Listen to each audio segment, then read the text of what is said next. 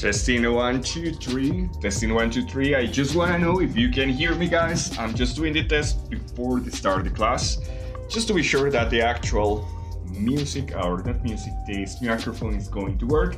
So, if you can hear me, please let me know in the chat if you can do it. Testing 1, 2, 3. Yeah, it seems that it's working. So, guys, welcome to the class number 5. How are you guys? I see that there are a lot of you already in the chat. Let me read you very quickly, guys. And let me go up in the chat a little bit. So welcome Kenzie, as always. I see that you were from very early here. Welcome Davon, and you are saying hi in Spanish, so hola. Also I see that Rosian is here, so welcome Rosian. And also Basti Soriano is here, so welcome. Kenjip is also here, so welcome. And I see that you were waiting. Yes, probably you weren't able to see me a little bit in like some minutes ago. That's because it takes some time actually before you will be able to see me. There is a strange light around this area. Okay, that's my microphone. All right, so let me get this a little bit down, and now it's not on the screen. All right, so how are you guys? Very good, I hope you are. And just to let you know, guys, today we are going to see a lot of theory part. It's more related with the way that you will be able to design a good monster, okay? And I know that a lot of you like this part about creating characters and creating those things, so I'm going to give you some tips about how you can create your monster, okay? Let me open here my energy drink, just a moment. For me it's very early in the morning, so I have to wake up very quickly, and the best way to do it for me is with an energy drink. I don't usually do energy drinks, that's something that I really don't like to do, but in these situations I have to take my own risks. Okay, guys, so I see that Paid Gamer is telling me from the professor. So it seems that you are from Brazil, or from the Portuguese class. So welcome to the class. Hola, oi. I don't know if I really pronounce it well because I don't know so much Portuguese. I can read it and I can just understand when some people talk, but I'm not actually talking that. All right, and see that actually Edmund tells me that he is neutral. If you want us, let us know why you are neutral. Just let us know, and that will be perfect. Yes. I just wake up, guys, because in my area in Latin America, in Colombia, where I'm located, actually it's 6:03 in the morning, so it's very, very early in the morning, and also it's Friday, so most of the people is still sleeping in my area. That's something that you probably will know with the classes. So it's like 12 hours around 11 hours of difference with you guys. Okay, so let me move here very quickly to MiniWord. Okay, right now you should be able to see MiniWord. Yes, I know that in your area it's just the night. Most of you are from Malaysia, from Vietnam, from Indonesia, and also I think there is a lot of people from Thailand, if I'm not wrong. So yeah, it's around 12 hours of difference between you and I, guys. That's also why you sometimes are not able to play directly with me. You know, MiniWorld always splits like a region, so Asia is going to be a different server than Europe, and also Latin America is going to be a different server. And I think Brazil is another server completely different from the others. I see. Okay, guys. So let's try to play together. Try to join. I know that sometimes it works, and sometimes you will able to join to this room. Okay. So I will play a map that is very cool. I don't know, guys, if you have seen it. Okay. Right now I have a lot of maps. And it's Bomberman, okay, guys? So try to access to the room. As always, I own the wrong interface. Let's change to this one, so you will be able to see the UID of the room right here. It's 276923. I see that Davon is speaking in Indonesian, so I probably don't know what are you talking. I hope you're not trolling me right now in another language. Okay, so let's create a room for 6 players. As you know, guys, the best way that you can make a room work and with less lag is for making it for 6 players.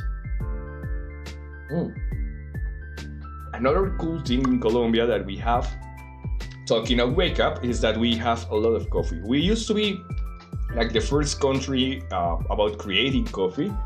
We are not anymore. Right now it's Ethiopia, but we used to have a good coffee. So sometimes when I have enough time, I make a coffee instead of an energy drink. Because, guys, I didn't advise you to drink energy drinks. That actually is very bad for the health. I do it just once per week, so it's not that bad. But if you drink a lot of energy drinks, probably it's going to have some damage for your health, okay?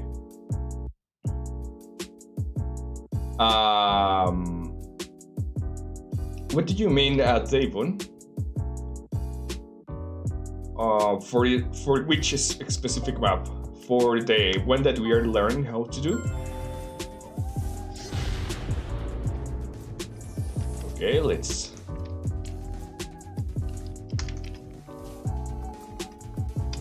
So I don't know if you have played before these kind of games, that is the Bomberman style games, okay?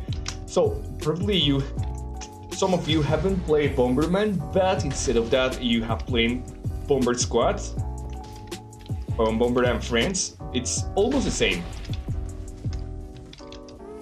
So in my time when I was a child, a long time ago, this was one of the best games that we had. And actually what you have to do in single player mode is just to find a way to exit from this level, okay? And so you have to find a door. Sometimes you have to kill the monsters depending of the map, okay? Oh, there is a spider right here. But in multiplayer mode it was very fun. It was one of my favorite games on that time. Oh my god, okay, I completely do it wrong on that part.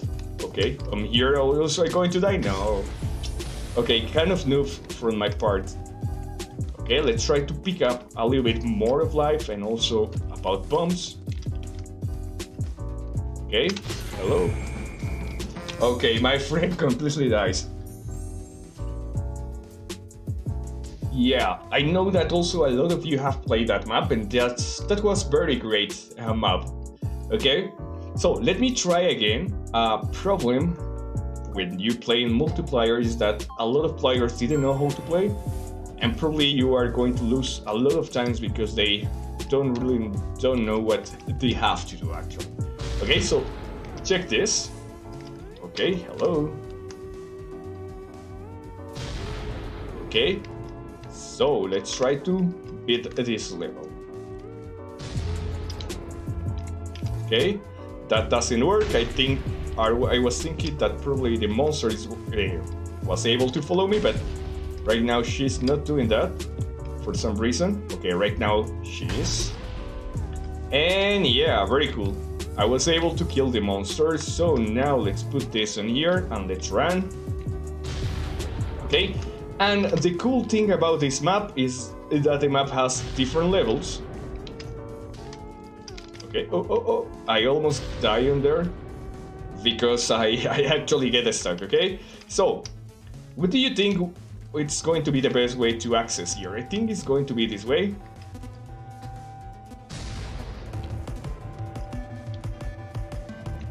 Players. That's correct. I probably mispronounced that word because in my language we say players. But yeah, I know that the right word I think is players, and I say players. Okay, let's do it in that way. And I have seen yourself asking me for that a lot. You also write on the Discord channel about that specific word.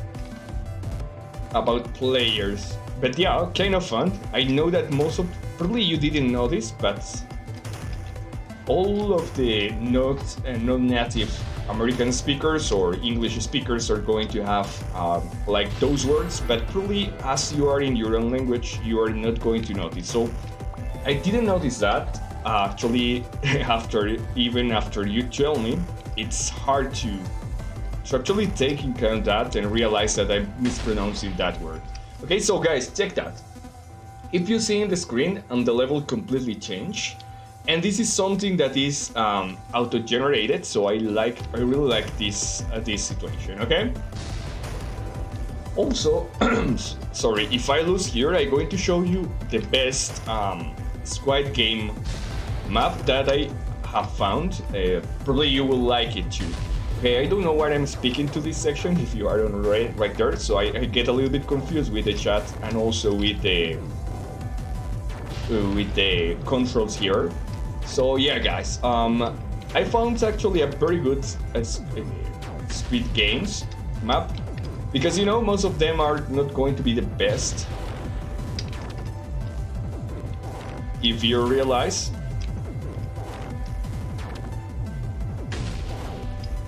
Okay, live here.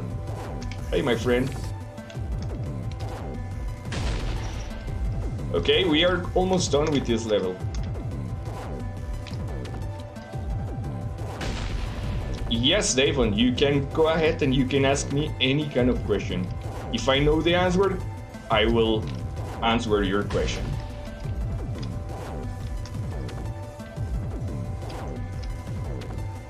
No. Okay, this way. Alright, very good. We clean almost this level.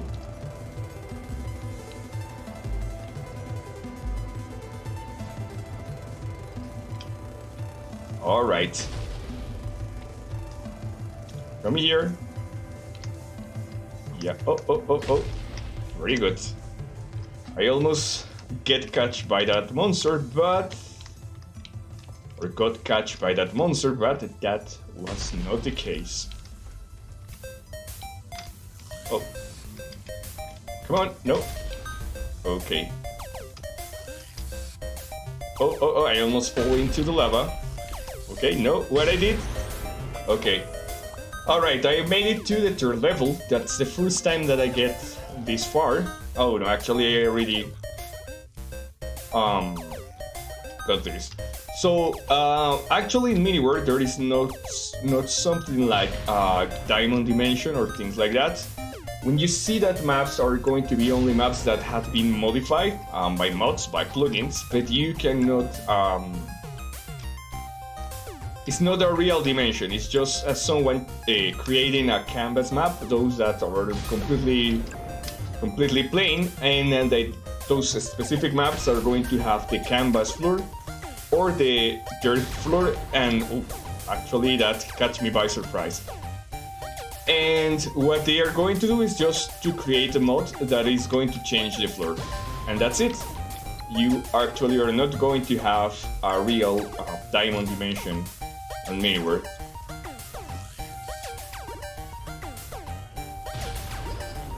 Okay, I'm very good at this, it seems.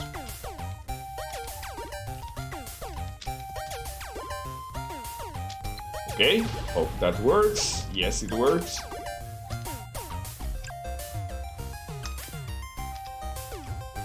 This monster doesn't follow me, but has more life. Okay, okay, I wasn't expecting that. By my luck, or just by lucky, I was not in that part of the map when the monster dies. Okay, yes, okay. I was seeing the previous level before, but this one is the first time that I'm going to see this level. Oh. The ice is going to be a kind of hard situation because it doesn't allow you to move freely. Okay, the monsters are sleeping.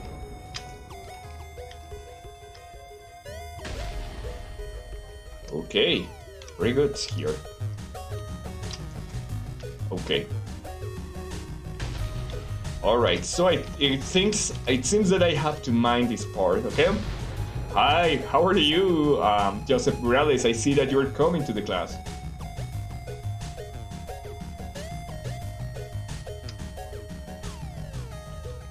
Okay, so... Oh, okay, so you're asking how you can find the altitude for finding the diamonds. Alright, not sure about that because I don't play... I used to play survival, but long time ago, since 3 or 4 years ago, I'm not playing survival anymore because, you know, I get tired of it. Because MiniWorld implements a lot of things to create your own maps, okay? But I know that into deeper you go, more diamonds you are going to find. And there is a couple of tricks that you can use to actually find the diamonds. Just create a hole and put a block from... Block can be for 2 + 2 blocks. I die for... I actually died because I lose the focus, but yeah. You create a hole. In the hole you are going to just get into 2 blocks of altitude and you are going to cover your head.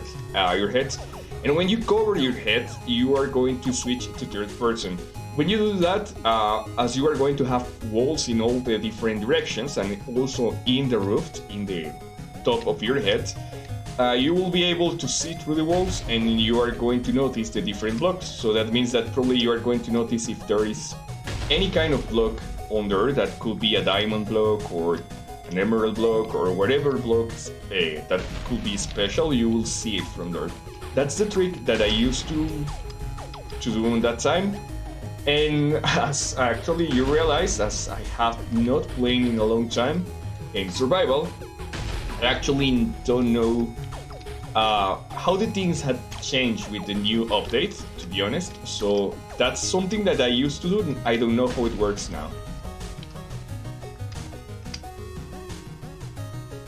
I don't know if that helped you out to answer your question. Oh, thank you, Pate. And the things that you said allow me or bring me the strength or makes me want to give more classes, and that's important for me that you like the classes. That really matters for me, okay? Okay, I'm very good with this because it's the first time that I made it until this level. Oh, okay, this is the boss, I think. Okay. Okay, I never made it until this level. I didn't even know that we got a boss here. And it seems that I killed one of them. Interesting. This is, well, a well-designed game. Okay. But it's actually not a hard boss to beat. Alright. So...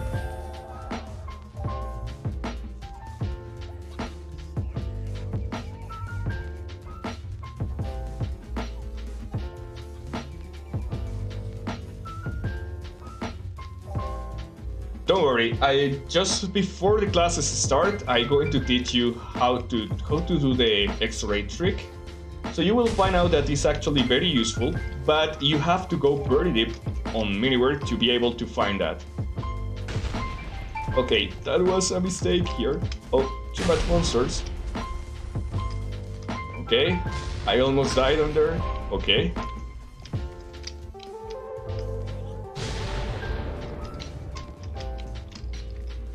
Okay, this time is... Ooh, I almost forgot that. Okay, I completely died. Okay, I think I... Oh, what is that? Okay, I received my own bomb here. Okay, this is getting kind of difficult. Let's see.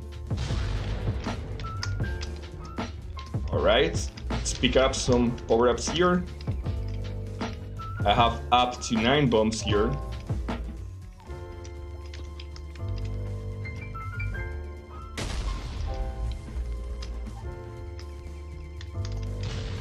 Oh.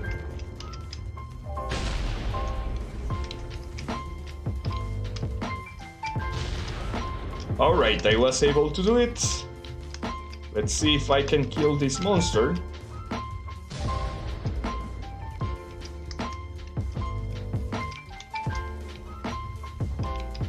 Oh, okay, why I can't not put bombs? Okay.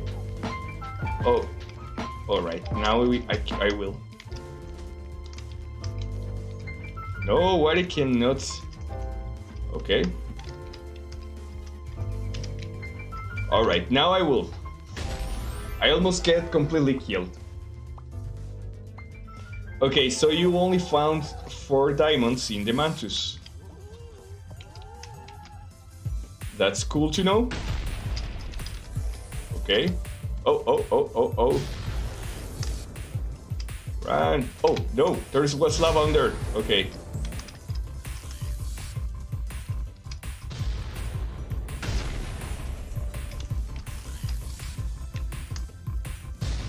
I think I'm going to lose on here. Okay, why this monster doesn't die here? Okay, right now he dies. Alright, oh. Didn't know that those monsters can do that.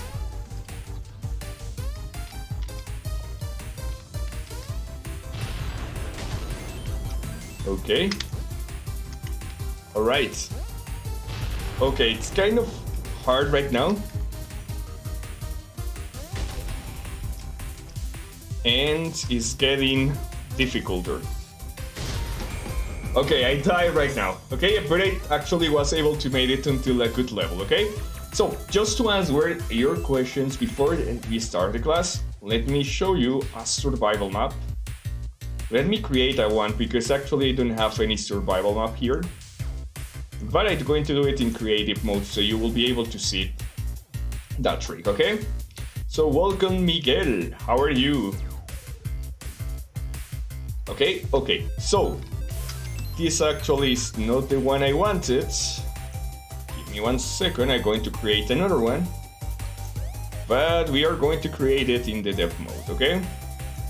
And let's check this, okay? So, the trick that you have to do, Davon, is just in any part of the map, you are going to check your health, okay? So, right now we are in the altitude 72, so we need to go into the ground, okay?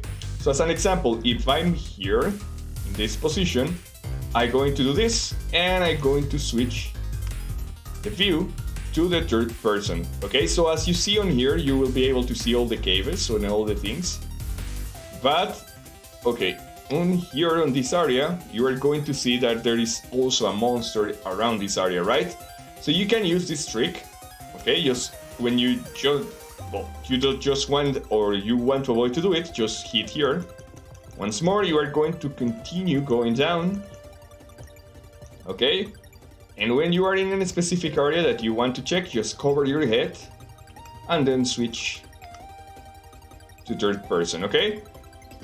As you notice, you are going to see any strange thing around the area, okay? And it seems under my floor there is no diamonds. So what you can do is just to change this to this specific, to those specific maps, and you are going to notice where are the different things in the map, okay? So it seems that around this area there's no something under my feet. Let's see if we can go deeper here. Okay, let's see, we are in the 18th floor. Okay, and let's move a little bit. Of course, in survival, this is going to take a lot more time. And on here, let's see.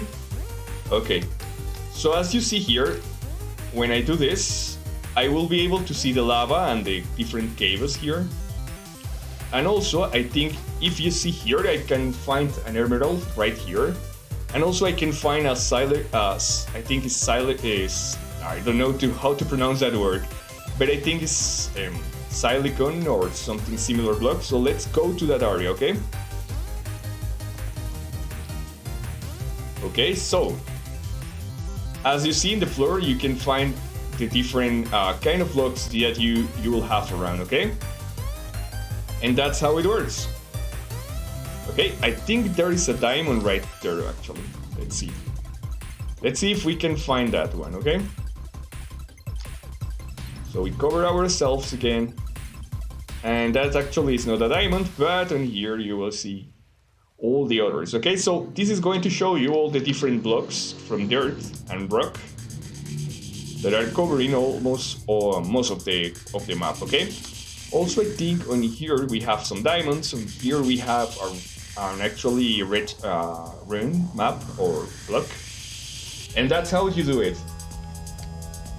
Okay, I hope you learned with this one, but that is a trick that you can use in actual how do you call it, survival map. Okay, I know it's going to be a little bit more difficult in survival because of course you are actually going to have to actually take the time to find out those, but as you notice, it's kind of easier to find out the different blocks on here. Okay, I think there is a diamond right here. I'm not sure about that. Let's see. Okay, so we are going to go into that cave.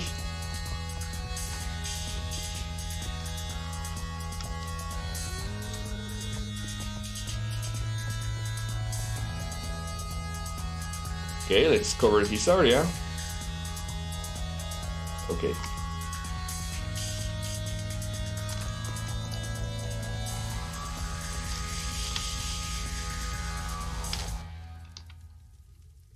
Okay.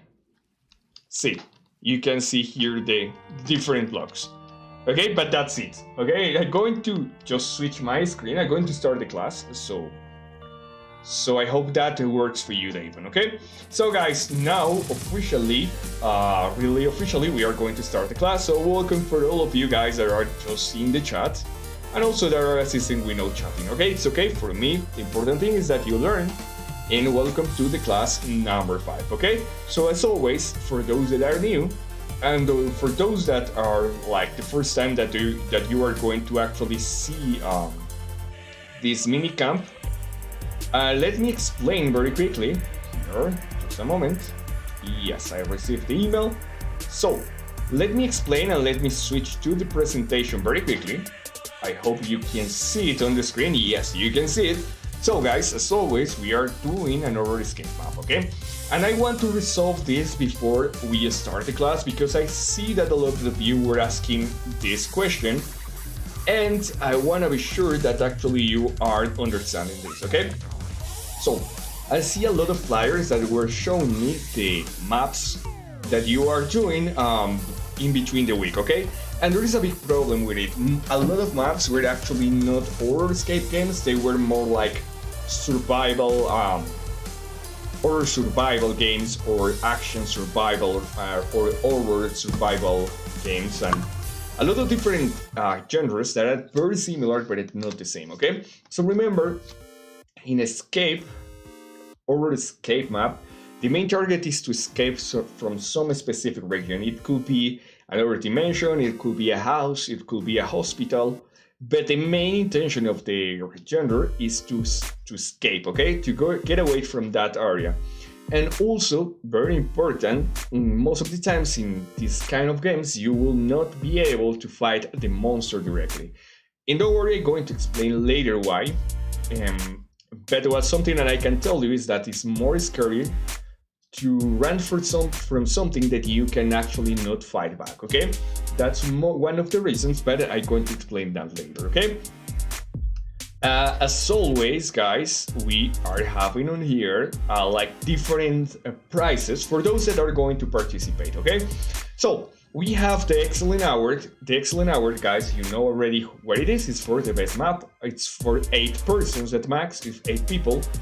The next one is the best learning one. It's going to be for $35 and it's going to be up to 16 people.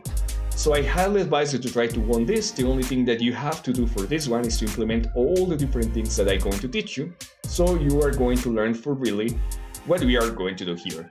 Next one is the most creative. This is going to go for the best or the most innovative games that you are going to have in this minicamp. But very important, guys, the experience with those specific maps needs to be very, very, very specific. You need to be very unique, but also the game needs to be very enjoyable, okay?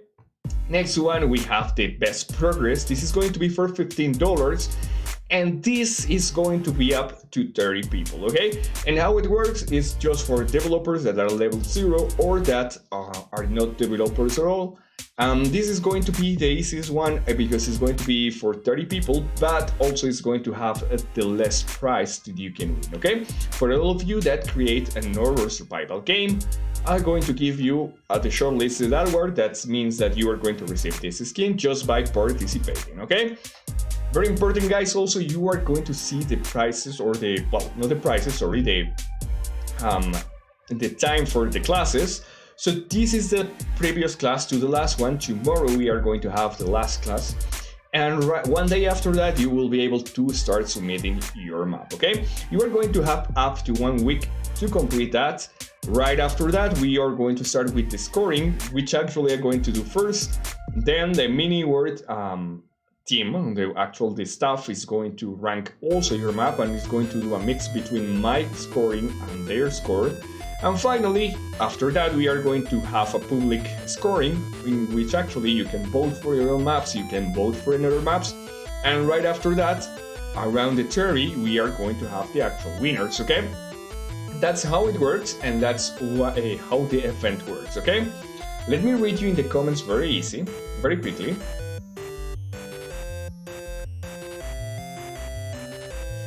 Yeah, that's true. I actually noticed that because as I mentioned, I never play survival. And I realized that actually are very similar, so it's very confusing. It seems that I also confused those runes. So, okay, that's another way. I don't really know how it works because I don't even have to beat the last boss. But it seems that Kenzie has a good tip, and it's to find a diamond, you just need to find the fire volcano.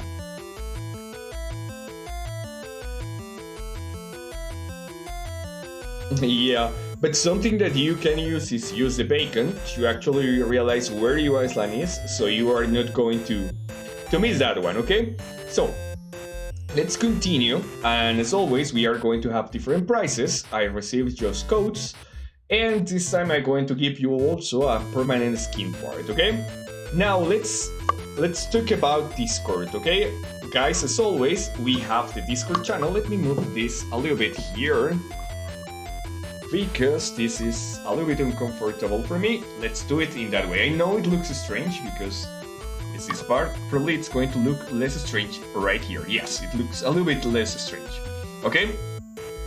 So, on the Discord channel, guys, as always, you can ask some questions, and also I see that that you also can submit anything about Multiverse, okay? So, right now I received like the qualification to be a critic, so if you put your map on the MiniCamp English, I will be able to qualify your map and to put comments on it, also to recommend it, okay? So that's another good thing that we are going to have. And right now we have an event on the Discord channel. You have access to the event channels, and we are just giving a giveaway of 10,000 mini-beans, and it's for the one that actually can guess which one is the movie that I put the image for, okay? Just to let you know. Now let's move to the next one. And is that, as always, for this class, you need something to take notes with and also a computer. Why a computer, guys? Because with a computer, it's going to be much easier to edit, to have your work done with the scripts and also with triggers. But it's okay if you have a cell phone. In the previous class, the minicamp about PvP, in the class number 4 and number 5, we learned how to do it and do the same things with a cell phone, okay? So don't worry for that, but just in case, if you can get a computer, I highly recommend that, okay?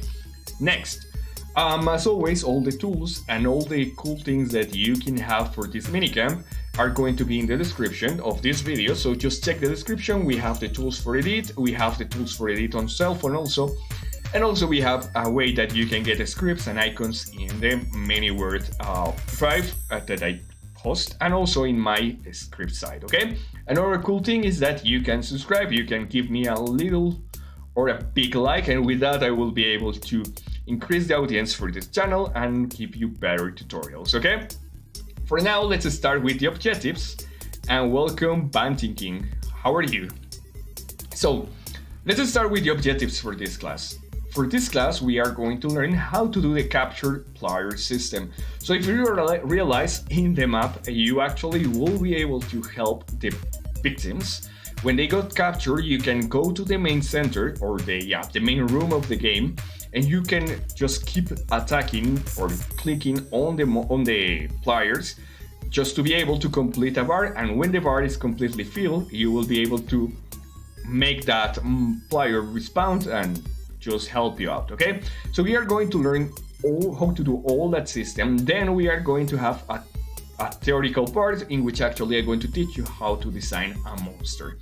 And finally, but not least, we are going to have or to create a multi-monster system. So in your map, you can have more than one monster, which actually is going to give the gameplay a little bit more of flexibility. Also, each monster is going to have their own skills, so I'm going to teach you how to do that, okay? Now, as always, just to let you know the complete map, we are going to finish the classes tomorrow. This is the class number 5, we only left the class number 6. For the next class, we are going to learn how to create a jump system, or jump scare, sorry, we already learned how to do the jump system the last class, but the jump scare system is the system to scare the players, okay? Then we are going to learn how to locate players, and I'm going to teach you how to use the arrows, because in the game right now you can create guides, you can create arrows to find out some locations. That's going to be very useful as an example in Kenzie maps, as an example in some points, as most of them are going to be adventure maps. You can actually create a system that shows the players where they have to go in case they get lost. So that's something that you can learn with me in a little bit. Tomorrow actually. Then we are going to create a specific sound system for the monsters, so it's going to give a deeper feeling about fear. And finally, I'm going to teach you how to submit your map into the minicamp, okay? Very important, guys. After that, it comes the week, the extra week that you can use to create your map. Around the 18 or 24th, from the 18th of October to the 24th of October, you will be able to finish your map. Remember, this is the last time or the last day to submit your maps. And remember, after that, we are going to have the hour week, which actually is going to be the scoring and when we give the prizes, okay? Anyway, I see that a lot of you have some problems with the payments or with the access. So if you get any error with the payment, if you get an award, just let me know, and I'm going to do a pushback to my bosses, to my supervisors, so they will be able to help you out to resolve that situation, okay? It doesn't matter if you submit your map with another teacher, just let me know and I will be able to help you out with it, or at least do a push-up with it, okay? So, actually, this is not the reward, guys. Just give me a second. I'm going to put in the chat the right reward. Truly sorry for that. Just a second. And while we get the right award, just let me know whatever question you have, okay? So, I see that Van Thinking is telling that he is from Vietnam. Okay, so also you are learning with Alien Game. That's very cool.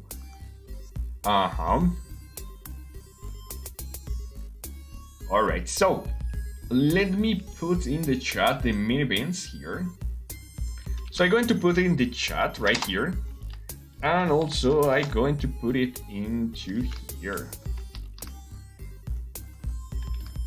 Okay, so guys, this is going to be the actual code. So go ahead and copy and claim your reward to come to class. Okay.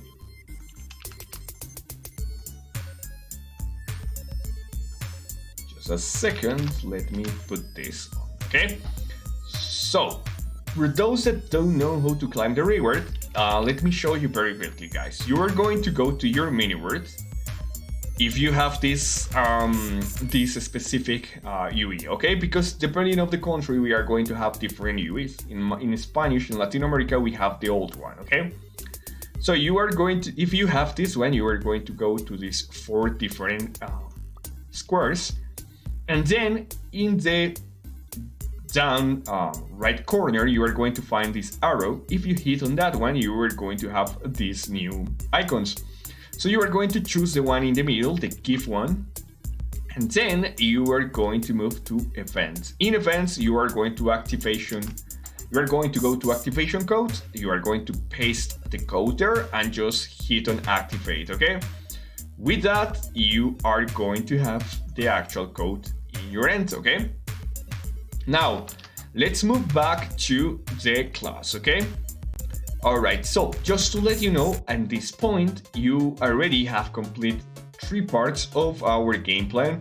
The most complicated parts, actually. We only left the victims and the monsters part that we are going to cover in this part, in this class.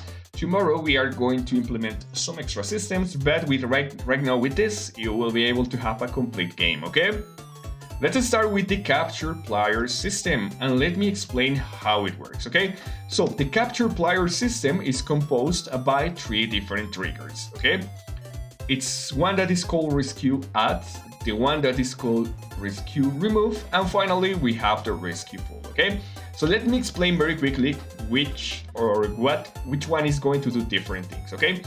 First one, we have the rescue add. What is going to do this one? This is going to be activated when the players hit another player, and the player needs to be in the green team, the one that is being hit, okay?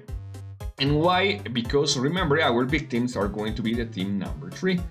When this happens, our trigger is going to add a number, okay? So we have a variable that is being called rescue amount. When this variable comes to the full amount that is going to be 30, the player is going to be reborn. So each time that the player hits a victim, it's going to add 1 number to that rescue amount, okay? And there is something also that is going to happen, and it's that we are going to restart a timer, okay? That timer is going to have some specific time. If that time ran out and we are not going to have any more time, the rescue amount is going to be 0. That means that the players need to start back, okay? And why we do this? We need to keep on the area of the victim, hitting the victim for a long time. If the players move from that area for some seconds, the timer is going to be restarted, the part is going to be restarted, so he has to start over, okay? With this, if the monster notices that there is someone rescuing the victims, the monster is going to come and the players need to lift, so they will need to do it again, okay? It's a way to assure that the players are going to have enough time to rescue the victims, okay? Also, if as every time that the player hits the victim, it's going to do this specific situation that will be to add 1 and restart the timer. Every time that the player hits that, it's going to renew the timer, so it's going to have enough time to keep working on it, okay? And then we have the third one. What it's going to do, the third one, is actually to check if the rescue amount, that is going to be the variable that we are going to use, it's a private variable that we are going to use to rescue the victims, is in the full amount, that in my case is 30. It's going to actually execute the rescue system, which is going to be just to change the team of the victim and remove the victim buff, and with that the player will be able to move around, okay? That's the theory, that's how it works, our smart brain for this specific system, okay? That is going to be the victims, okay? If you have any questions on here, just let me know, okay? Because we are going to start with this, I want to resolve your questions before we start with messing with the actual trigger point, okay? So, on here, as always, I'm going to just access to the map. As you see, right now I have to clean up a little bit my maps because I have a lot of them. Let's access to Fear Paradox. And I will switch the game to the actual edition mode, okay? I see. I know that a fan thing. Actually, let me know how to pronounce your name. I think it's Band Thinking, but I'm not sure. Or Band Think K-U-G. I'm not sure about that. Sorry for that. Okay. So guys, when you access to your map, you are going to move right up here to the dev tools. You are going to hit under and you are going to move to triggers, okay? Right now we have a lot of triggers created. Now what we are going to do is just go here to the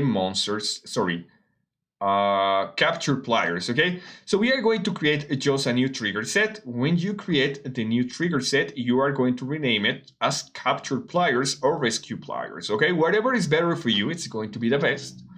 I just choose capture pliers because it's easier to remember, okay? And here we have that system, and also we have two other things. Don't worry for that, those are going to be just complementary systems. But I'm going to teach you how to do each one, okay? So first step, we are going to choose to create a new trigger, okay? When we create this new trigger, you are going to put rescue in, okay? That means that is going to be something that is going to do when you just have the victim reborn, okay? So remember, the victim is going to be killed by the player, by the monster, and it's going to take some time to reborn. Most of the time, it's going to be just 30 seconds in my case, whatever time you have in yours, okay? But this is going to be executed when the player respawns, okay? So for this, we are going to access right here.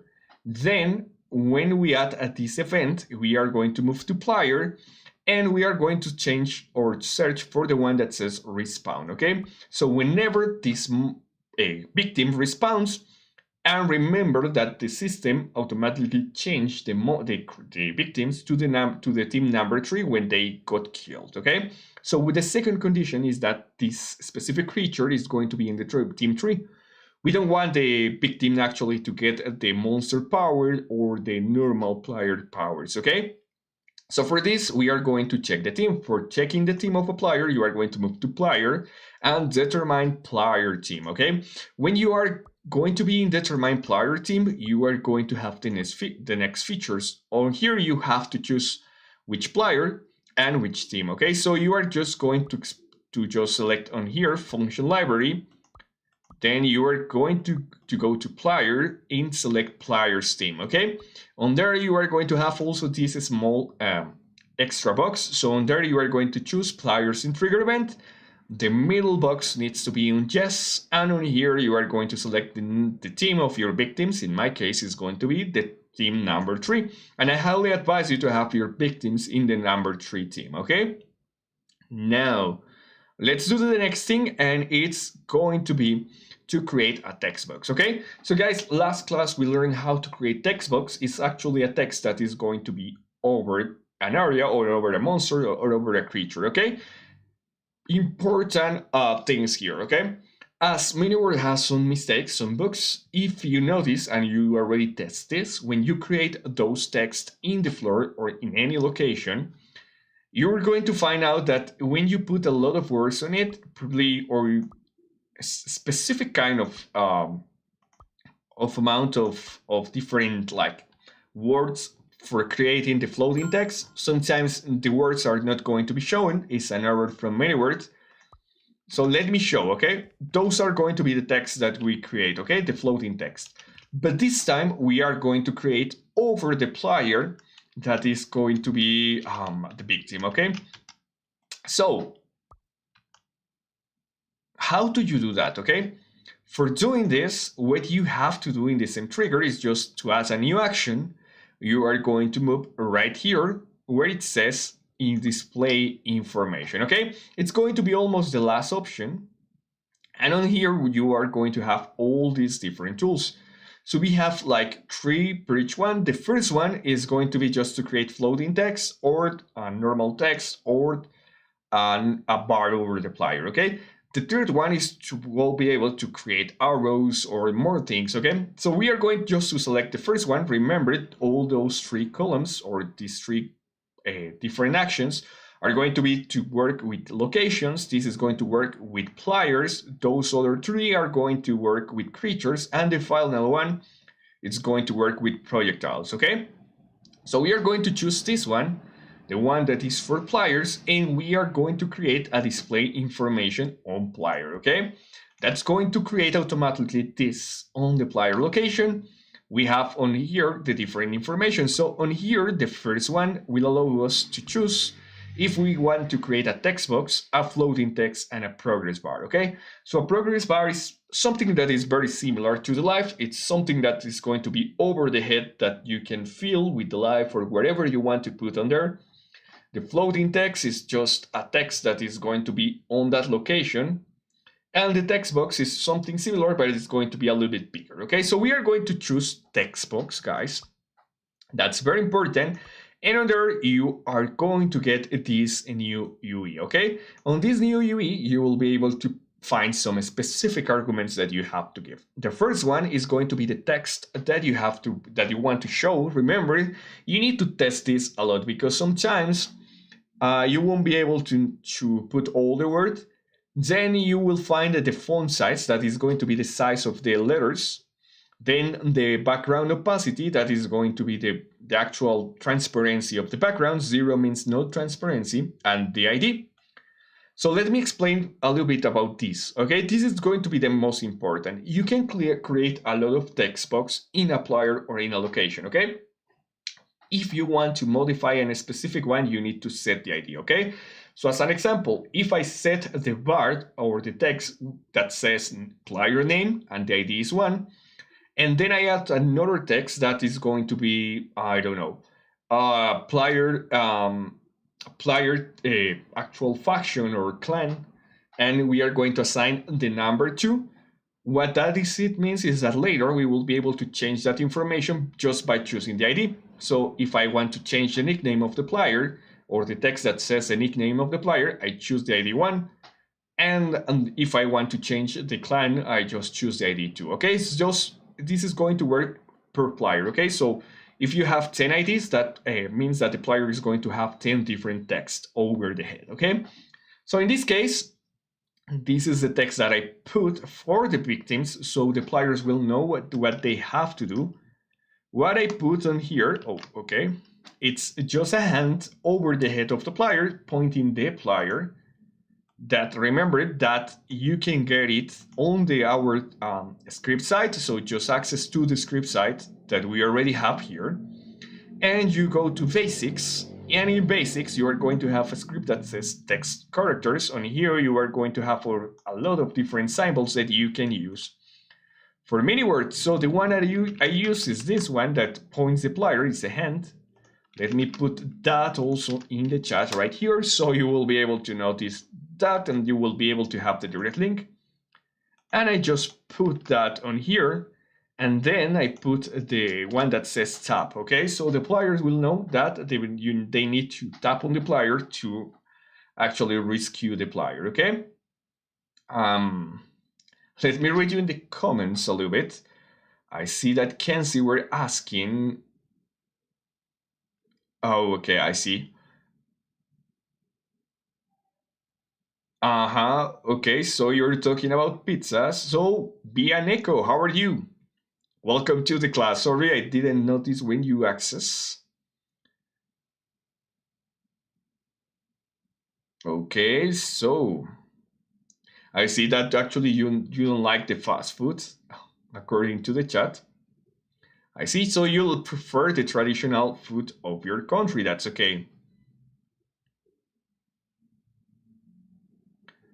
All right. All right, guys. So let's continue with the class, okay? I see that in the chat you're talking about food. It's okay. So the text content is going to be something that points or shows the player what they have to do, okay? That's very important, guys. The font size is going to be 16, the opacity 0, okay? Then, apart from this, when you have that created, we need to choose the player. Of course, choose the player in the trigger event. X offset is going to be how much at the right side is going to be this text. So you can create a text just next to the player or just in the same position of the player, okay? And then also we have the offset by Y, okay? By the axis Y. That means how much altitude you are going to move the text. So if you put 120, it's going to be over the head of the player. If you place a number like 60, it's going to be just in the middle of the player. If you place a higher number, it's going to be in a higher position, okay? Just to let you know. And that's it, that we already finished our first script, our first trigger, okay? Then we are going to start with the actual system. We are going to hit here, new trigger, okay?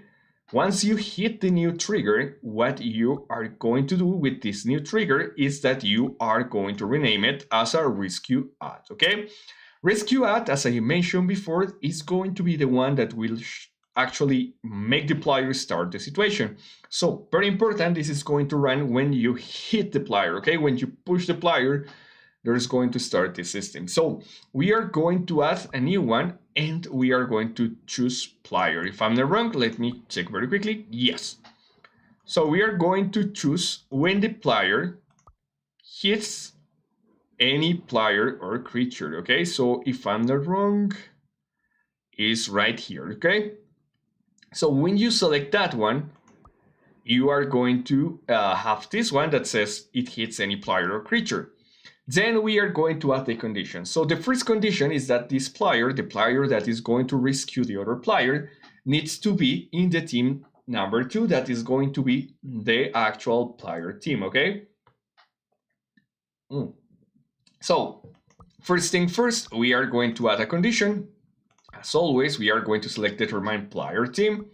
And in determine player team, we are going to choose, and this is very important, player in trigger event, yes, is from team number 2, okay? Then we are going to add another condition.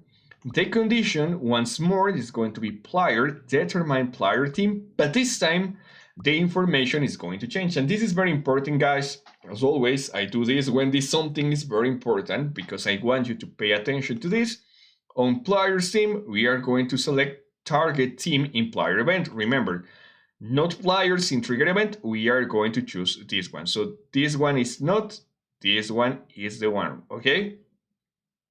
Now, you are going to choose yes, and then we are going to select the team number 3, okay? So remember, the team number 3 is going to be just for the victims, okay? So that means that is only going to work if we click on a number 3 player, okay? Also a team 3 player, sorry. Then there is when we are going to start a trick. So remember this variable, the one we got right here, that is going to be rescue amount. That's the one that we are going to use.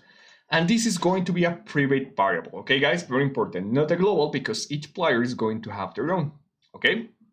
So we are going to add a new action. The action is going to be in assigned, and the assigned is going to be right here. Sorry, where is it? Okay, right here where it says value setup, okay? When we add that one, we are going to set the next thing. And this is very important. We are not going to set the same player variable. We are going to set the target player variable, okay? So we are going to just hit here on player and player private variable, okay? Very important. Now, under we are going to get this new interface. On here, it's very important, guys. Once more, I do this. We are going to choose target players in the event, okay? We are not going to choose this one. We are going to choose this one. And then we are going to create a variable. So we are going to have these variables. In my case, the name is holding time, okay? So you are going to add a new variable. You are going to put the name here. Holding time, okay? So in my case, it's already created, so I'm going to change this for delete 1, 2, 3, 4. And on here, you are going to select holding time. Now, the numeric calculation is going to be this one. We are going to hit on here, function library, math, and numeric calculation. This will allow you to do mathematical operations. So the first one is going to be the private variable that is actually going to be the timer, okay? All right. Let's see right here. There, just give me a second, guys, here. Okay. All right. So what you need to do here is that we need to choose the same variable, and remember, this is very important. Okay. Acá, or here, we are going to choose right here. Once more, function library. Then we are going to choose plier, and you are going to find this right here. Okay, guys? And then we are going to choose target plier in event. Remember, target plier in event, not this one. We are going to choose this one. And we are going to choose the variable that we just created, that is holding time. Then we are going to hit add, okay? Very important, this one needs to be in add, not in subtract and others. And on here I add 2, you can add wherever. If you want to be a little bit faster, increase this number. If you want to be a little bit slower, decrease that number, okay? In my case, it's going to be 2. Now, that's going to be it. Now we are going to create the actual progress bar over the head of the plier, okay? So, what we are going to do here, okay? And are going to create the actual bar, okay? So, this is very important. For creating this bar, you will need to have a variable that we can use information with. So the bar is going to take that variable, the one that we just created, okay? So guys, to create this, you need to hit here, you need to get to information, and this time you are going to select create graphic information on location. Not this one, you are going to select this one instead, okay? And let me show you the difference, okay?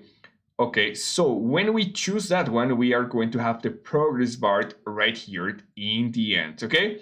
So that's why you are going to choose that one. Let me delete it because I already have it here. So when you got that option, and remember, very important, guys, something that I forgot to mention, is that you need to select the one that actually is on plier, okay? Don't select those one. This is not, you are going to select this one that is correct, okay? You can choose this one, okay? When you have it, you are going to choose from here. You have different options. You are going to select progress bar, okay? And the progress bar, once more, is the bar that you can see in the top on the plier that is going to be filled with information. And remember, this is very useful. You can create a lot of things with it. On here, we are going to have the different options. First one is which variable or which number we are going to use. In this case, the variable that we already created. Second is going to be the max value, okay? So as an example, if you put a 30 on here, the amount of things that you need to do to fill the bar is going to be 30. And on here, you can choose the color for the bar, okay? And finally, the idea works just the same as the text that I teach you before. So for the progress bar, we need to choose the private variable. So you are going to select function library, then you are going to go to plier, and then you are going to go to plier private variable, okay? Now on here, you are going to select once more target plier in the event. Remember, you are not going to select this one that says, I feel very funny and very stupid when I do this, but I know it's clear for you guys because you are going to see something different in the screen, okay? But yeah, what you need to do is not to choose this one, you need to choose this one, okay? The one that says target. And remember to choose the last variable that we create, that is going to be holding time. The max value, leave it in 100 because 100 is a percentage, guys, okay? So it's going to be from 0 to 100. And finally, the color, okay? This is kind of tricky, guys. On here, you have like random color function. And also you have like inputs, okay? So if you want to change the color here, remember it's using RGB colors.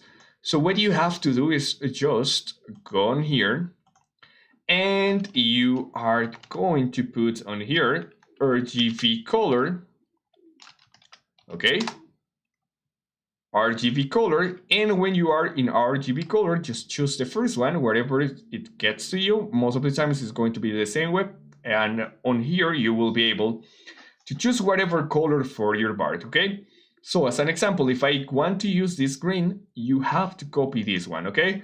You are going to see 6 letters and numbers here. You need to copy that one. And very important, guys, on here, if you want to replace that, use try to replace those last 6 numbers. Don't replace the 0 and the X, because that's not going to work, okay? So be sure that you only replace those 6 numbers with the new numbers that you get for the color, okay? And that's it. Now, on here, well, we need to choose the player. Once more, you are going to select target player. Once more, and also I feel stupid, but once more. Don't select this one. The one that you are going to select is this one, okay? And now the offset is going to be by 0. Remember, this is going to be if actually, let me use something. Let me use my wallet. So imagine this is the bar. So the first one, the number that we got right here, is going to be where is it? So the var, if you put 0, is going to be right in the middle. If you put 1, it's going to be at this size. If you put 10, it's going to be at this size. If you put -1, it's going to be as around here. And the second one is the altitude. So if you put 100, the bar is going to be right over the earth. If you put a higher number, it's going to be in higher altitude. And if you put a lower number, it's going to be right under the player. Also, just to notice, if you put 0, it's just going to be in the feet of the player, okay? Just to let you know. And then finally, we got another one, okay, guys? And this is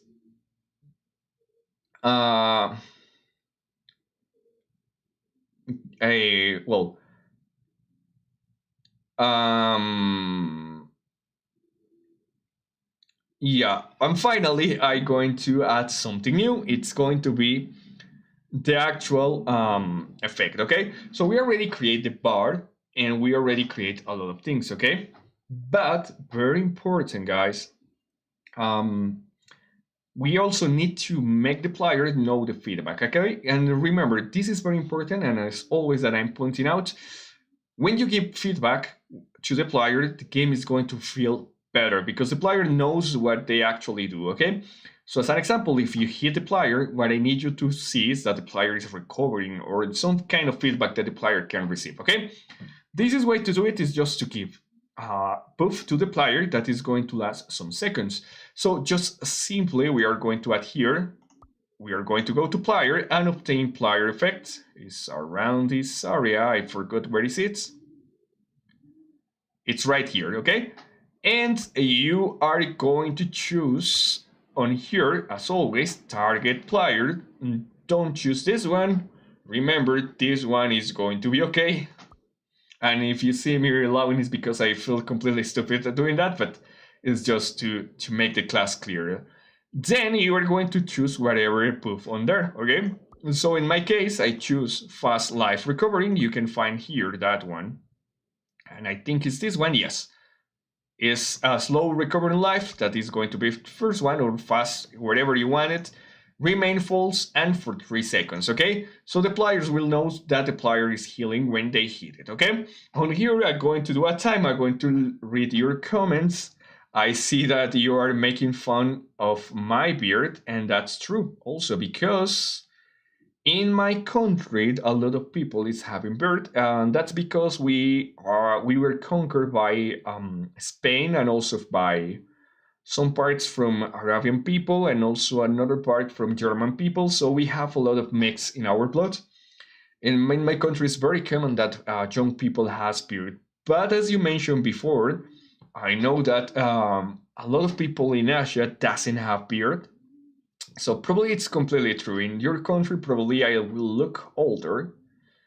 In my country, actually, I look like people most of the times is getting my edge, but it's going to have like less, or they are going to tell me that I have less edge than the actual one that I have. But I know in your countries probably I'm going to look more older. I see. Yes. And also, I know in North Korea, sorry, in South Korea, as an example, people don't like the word beard, or also in China, because that looks different, kind of different. Um, so that was very fun. Talking about birds, okay? And right now we have already at our system.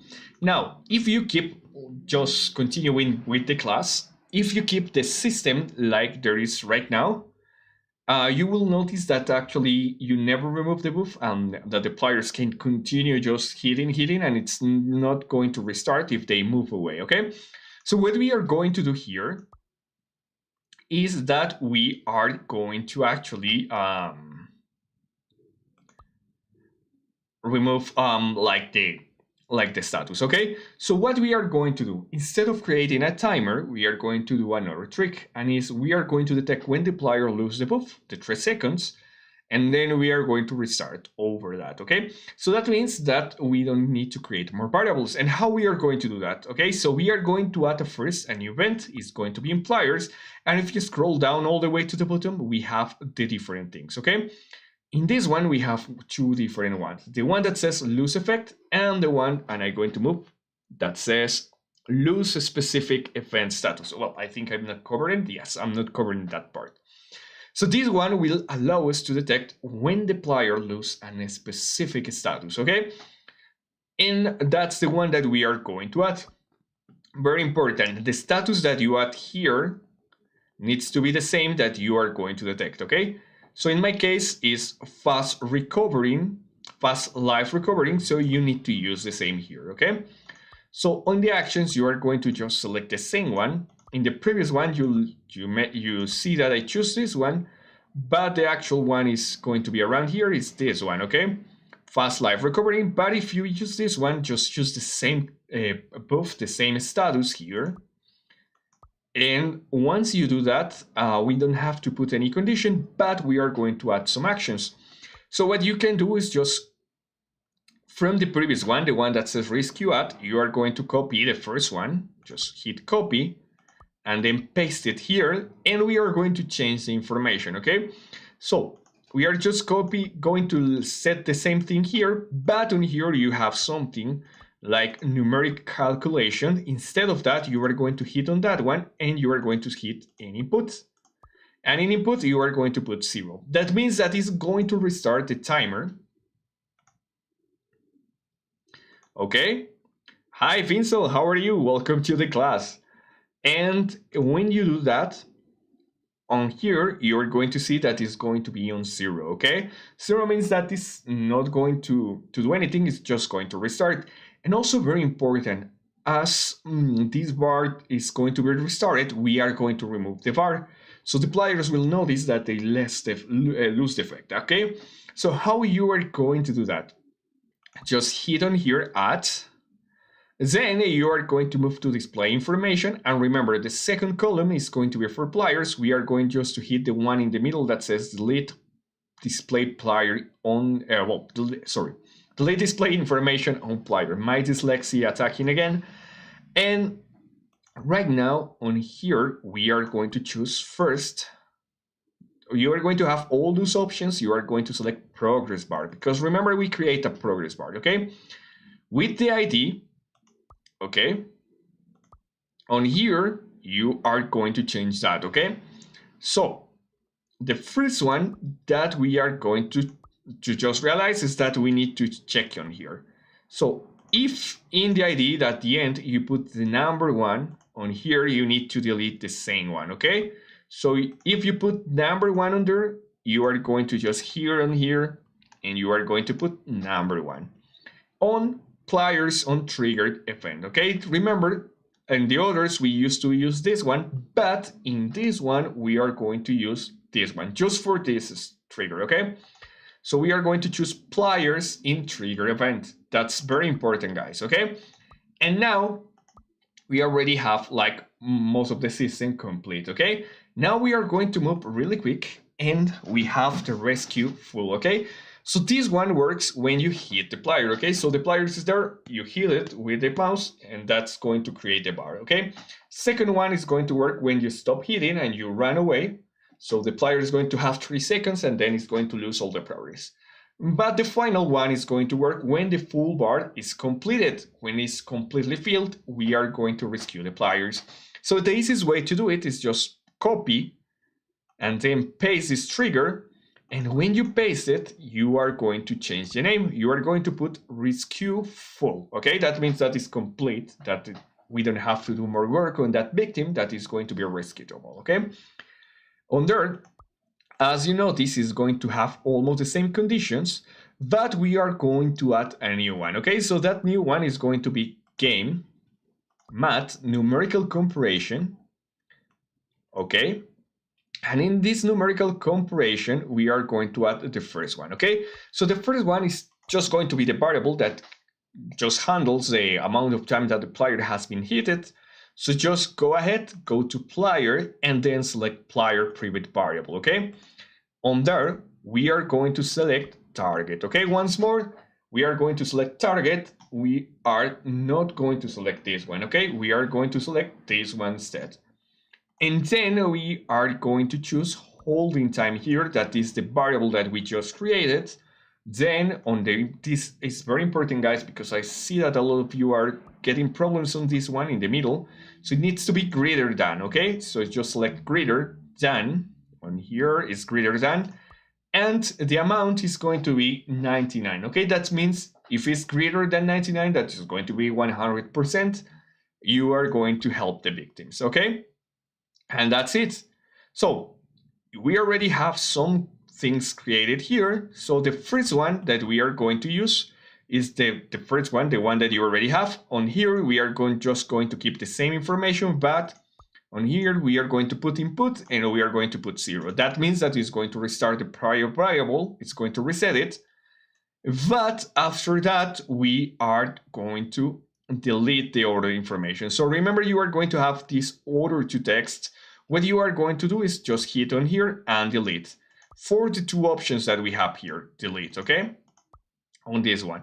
And once you do that, we are going to add a new event, okay? So the first thing that we are going to do is just going to here to plier, and we are going to hit change plier team. So you are going to change plier team, and very important, we are going to change the plier team to the team number 2. Remember, number 2 is pliers, number 3 victims, and number 1 is going to be just a monster, okay? Oh, I'm very good. Thank you for asking, Pinsel. And I feel completely identified, or yeah, I just feel the same of Banting King. I don't want to kill the boss because I'm a little bit lazy. Actually, I didn't even kill Haku. That is the snake boss, like you have to mention before, okay? And this is very important, guys. We also, and this is important, but it's not mandatory, what I do is that actually force the player to have less life, okay? As the player has been rescued, it's going to reborn with less life, so they have to take care better and be careful with the monster, okay? So what you are going to do is just to reduce the player life, the rescue one. Oh, and I forgot that, okay? So remember, this is going to be target player in the event, okay? When you change the team, all the actions that we are going to execute is going to be for target player, not for the same player, not for this one. Remember, all the actions that we are going to do are going to be for this one, okay? Target player in the event. Now, the second option is going to be on here also, players attribute settings, okay? And when you select attribute settings, we are going to change that information. We are going to select target player in the event, current HP. Okay, so on options here, you are going to select current HP, and we are going to change it for 20. So the player is going to have less life, okay? Now, We already make that, but we forgot something, and it's the var, okay? So the var is going to be still over the head player. What we need to do is just delete this one, okay? So how you are going to do this, okay? You are going to go to add, we are going to go just right here. Once more, display information, you are going to select display information on player. And just like we did before with remove, we are going to just remove a progress bar here in options. You are going to select progress bar. Then we are going to put the ID. Remember, the ID needs to be the same. It was 1. And remember, it needs to be the information in target players in event, okay? That is very important, guys. It needs to have, once more, all the different things that we are doing here is going to be for target players, okay? Now, you are going to scroll down a little bit more. And apart from this, I always play a sound on the player. So just add a sound to the player. This is the one that I use, as always, is for feedback, so the players know that actually they have been rescued. But you can choose whatever sound. The one that I use is a standby 6. You can choose whatever one, and you can choose on here, doesn't matter. You can choose target player in the event, okay? Now, apart from that, I'll play also an effect, and the effect is going to be in the event position, okay? The event that I used is, or the effect is like the effect number 1. That is the one that you normally use when you are spawned, okay? So remember, I use this effect because it's actually going to look better. It's going to give feedback to the player, okay? Now, I also sent a chat for all players. Remember to send a chat for all players. Just choose player group and display chat info for all players. And the information that I sent to all players, remember here, is a player had been rescued, okay? Actually, remember that you can translate this just by hitting the button if you already have the translation option in your system, okay? I know that not all the players have this, but if you have that, I highly advise you to use it. And now, remember that apart from the progress bar, we have a text that says just hit to reborn. Well, I also delete that one. Once more, you need to add here, go to display information here, delete information on player, and very important, delete the text box over the hit the player. Remember, the ID must match with the one that you put at the beginning for the player, for the target player in trigger event, and that's it, okay? And finally, something that I add, guys, is that I give a reward for the player. So in my game, you have 2 different ways to get money. The first one is by fixing the generators, and the second one is just by rescuing some players that is going to get the players know that they will be able to help, okay? So for doing this, just hit here, add, you are going to select player, okay? And in player, you are going to select add item, okay? When you add the item, you are going to select credits on here. So remember, you are going to have your own coin in the game. In my case, it's going to be called credits. And I have it right here, okay? So it's the one that says credits for the, and this is important, players in trigger event, okay? So that's going to give the money to the player to rescue the other player. And in this point, we almost finish with the victim system, okay? Now, another important things that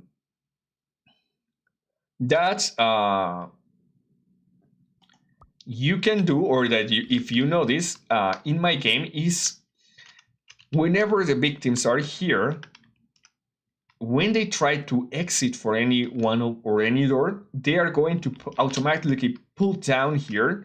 So they are not allowing to exit. They are always going to be moved to the main room. So we are going to assure that the victims are going to be in the room. How you can do that? That's very easy, guys. Okay, so we are going to create a new one that is going to be renamed. You are going to call it Keep It Victims, okay? And the condition, and I'm going to be very quick with this, guys. I know that you can pause the video. It's just because I want to give you enough time to do a lot of other things, okay? But Okay, let's do this. This one, we are going to move it to the next class, okay? So I don't want to push you that much away with the triggers. So we are going to keep this one for the next class, okay? Now, guys, this is very easy. What it's going to do is just to move the pliers back to the spawn point, okay? So for now, let's change the presentation because I want to do a pause. I know that there is too much information right now. Actually, this is not going to be the code. The code is going to be the one that I'm going to put here right now, okay? So guys, we are going to do like 1 minute or 2 minutes or of just stopping because I want you to restart your mind. All right, so let's try that one. Remember, you need to have it update. I can't see because last time we played, but remember it was like not finished. Oh, okay. So we have an helicopter over my home for some reason. All right, it's already moving. So remember, for this class, we are going to learn another cool thing, okay? So remember, you already know how to climb those codes. This is going to give you some skin cards. But moving into the presentation, I want to show you a couple of things more, and is how to create your monsters, okay? So guys, I know that probably you already advanced a little bit with your monsters, but I want to show you how I design my monsters so you will be able to notice and know how I did it, okay? So first thing first, guys, I use a lot of information to create fear, according to one of my favorite writers, and it's Stephen Knight, okay? So probably you have noticed some movies or some books that he writes or that are inspired on his books. And one of them, as an example, is It. That is one that has been created by him. Probably you know it in your country with different names. What is the name? It's going to be... In Spanish, as an example, is La Cosa, but it's going to be that one, okay? So he has a lot of monsters, and he is one of the best writers of horror monsters, okay? And according to him, what you can do is to have different archetypes of monsters, okay? And probably this is a strange word that is the first time that you hear it, but let me do a quick explanation about what is an archetype, okay?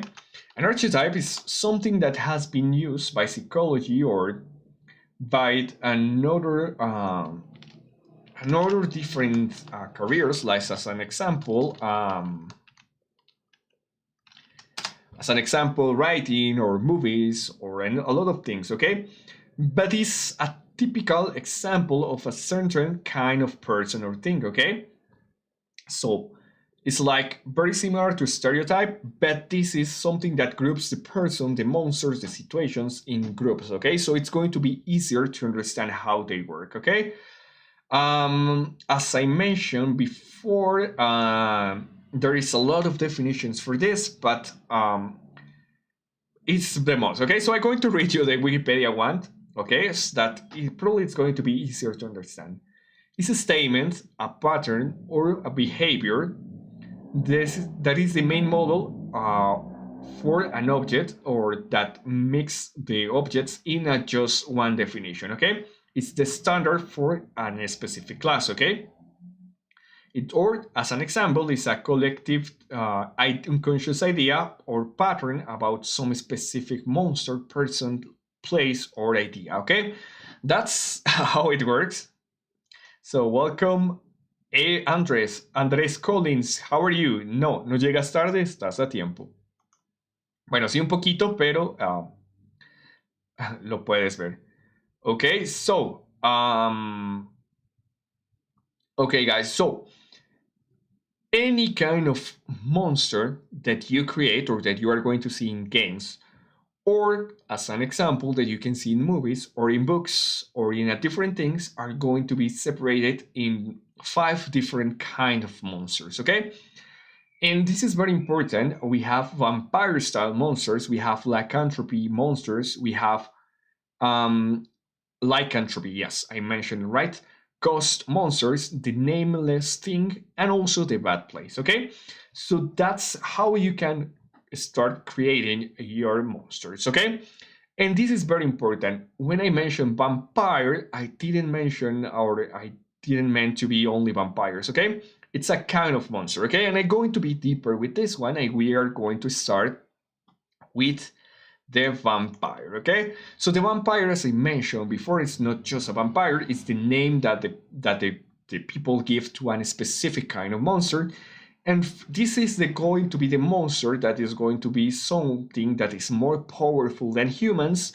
It's like kind of superior creature, kind of a good or semi-good creature. But the most important about these kind of creatures is that those creatures drains the victim's vital energy, or eats the victims, or draw their soul, or similar things, okay? And another important topic about this kind of monster is that these monsters submit victims at its will. So it makes kind of a slave of this monster when the monster catch you or drop you.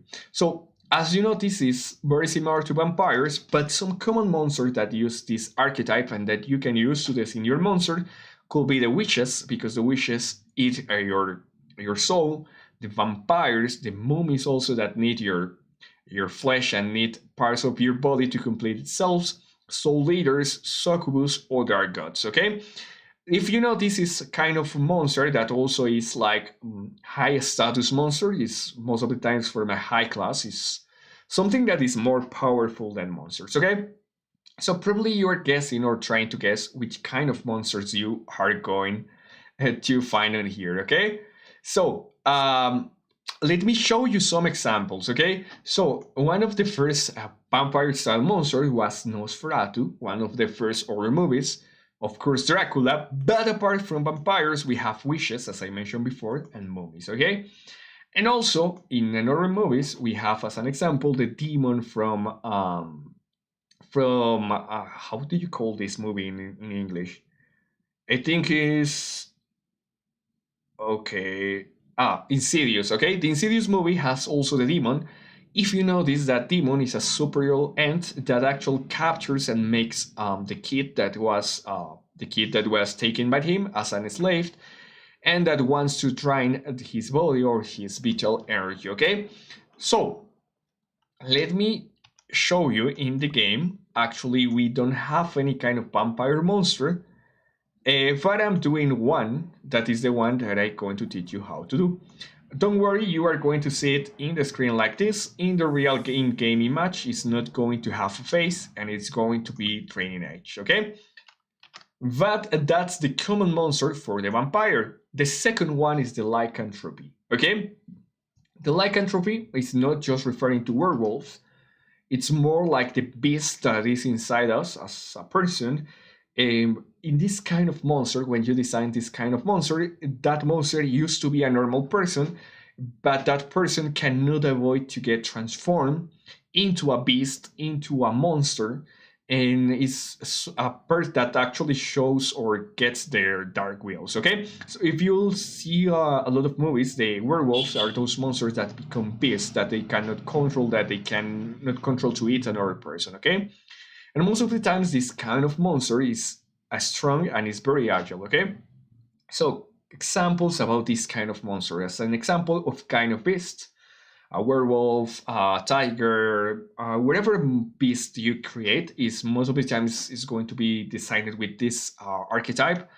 Wolves, of course, also insects. As an example, if you have seen the monster movie, The Fly, that person is just the same, but that person transformed in a gigant or in a big monster fly.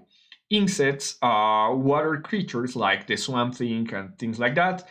You have seen a movie or you have read a book that is Mr. Jekyll and Mr. Hyde. This is another example, zombies.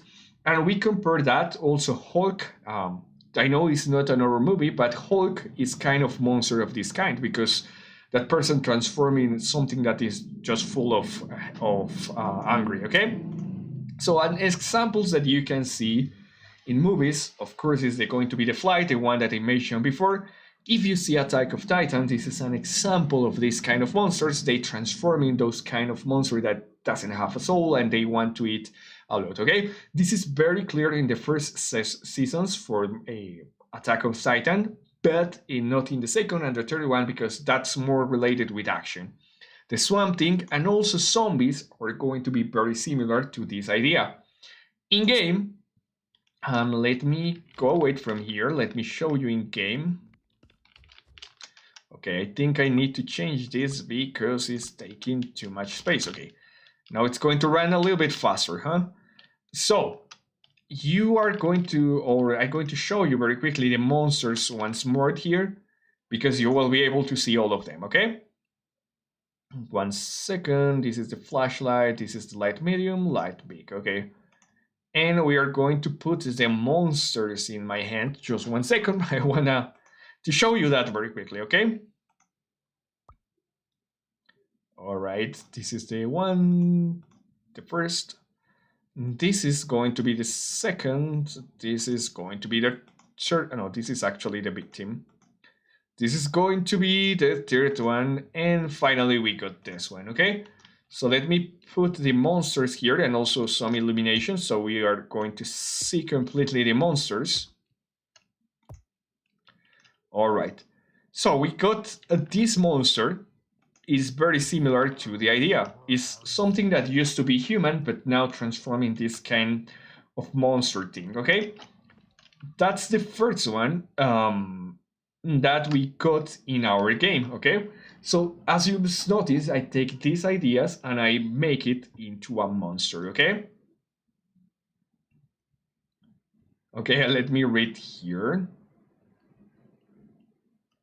Yes, of course I can play with you, can't I? Yeah, that's the one from Attack of Titan as Avon is asking, okay? So now on here we have the third kind of monster, right? It's going to be the ghost monster, okay? Once more, this doesn't refer only to ghost, and this is like a kind of all the creatures that can be very similar. But most of the times, a ghost is going to be a supernatural presence.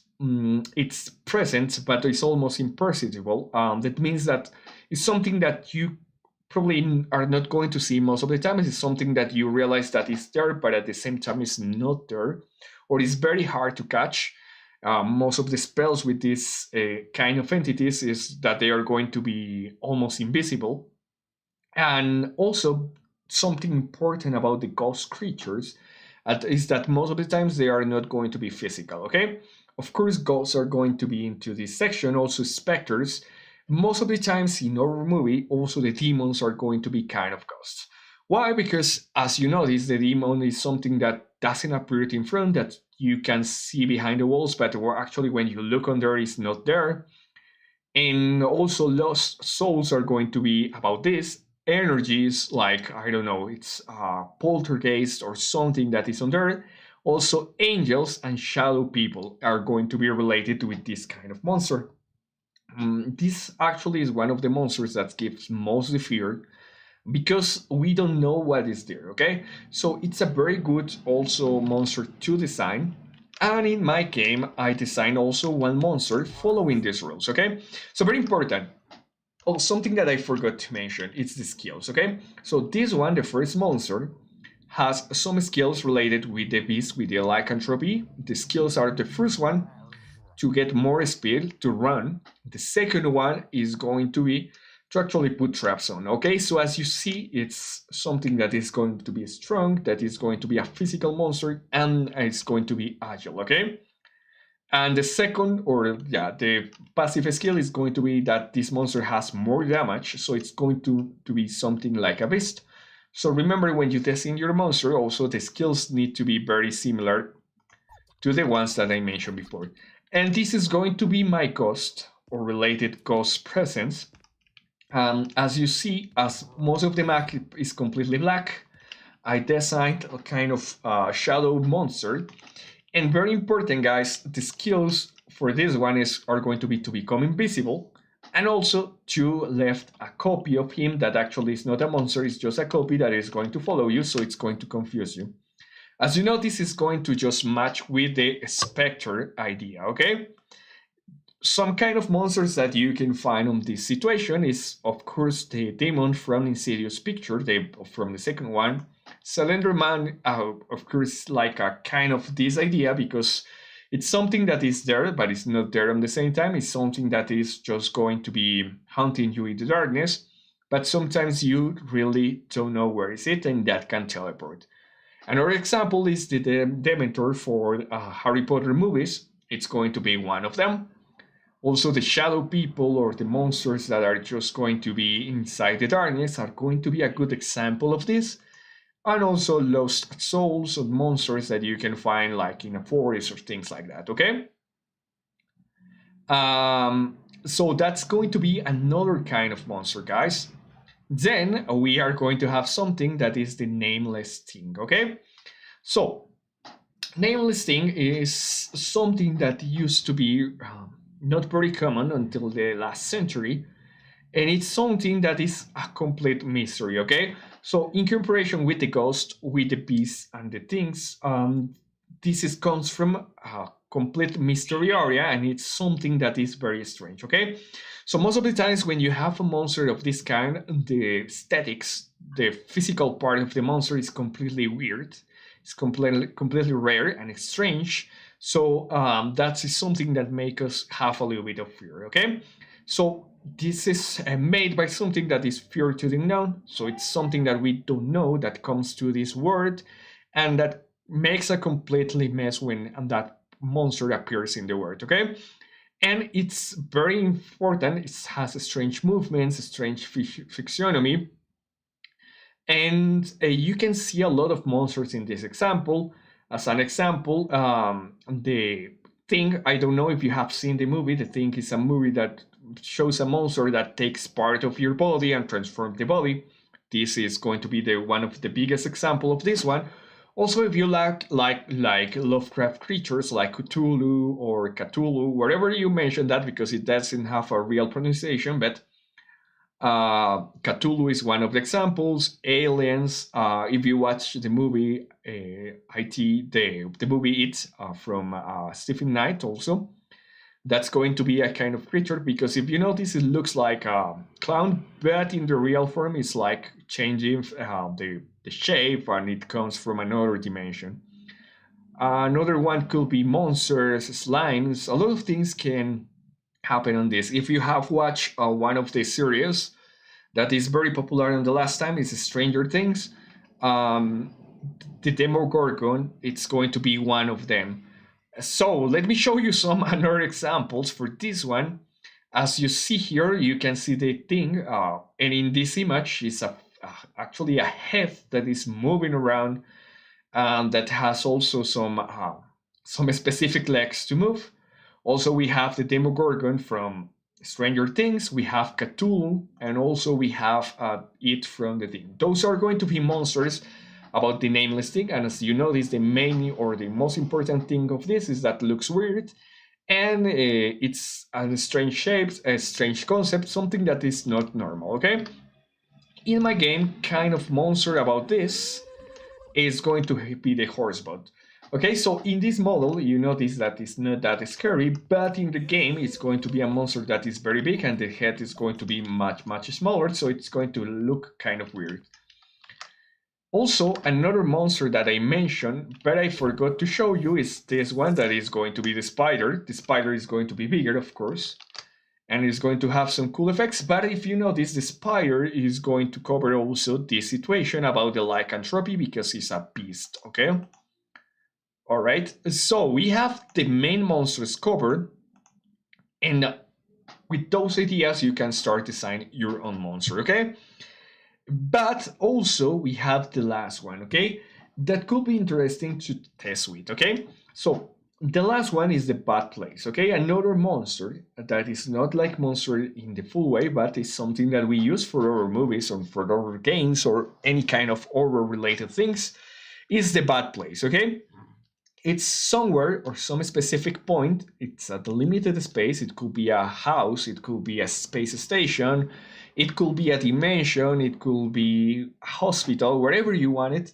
but something terrible had happened there, and there is usually have a curse or is a dangerous place, and not all the times, but sometimes that place has their own consciousness. Okay, so most of the common monsters for this are going to be haunted houses, dimensions, planets, the hell as an example, haunted trains, schools, hospitals, or forests. When you access, there is only not one monster, but there is a lot of bad things happen there. Okay, and the most important, the main reason why you want to escape from this is because this is kind of difficult world to live with. Okay. All right. So with this example, the hell I think is going to be the best example. The hell is actually a cursed place in which actually you are going to suffer.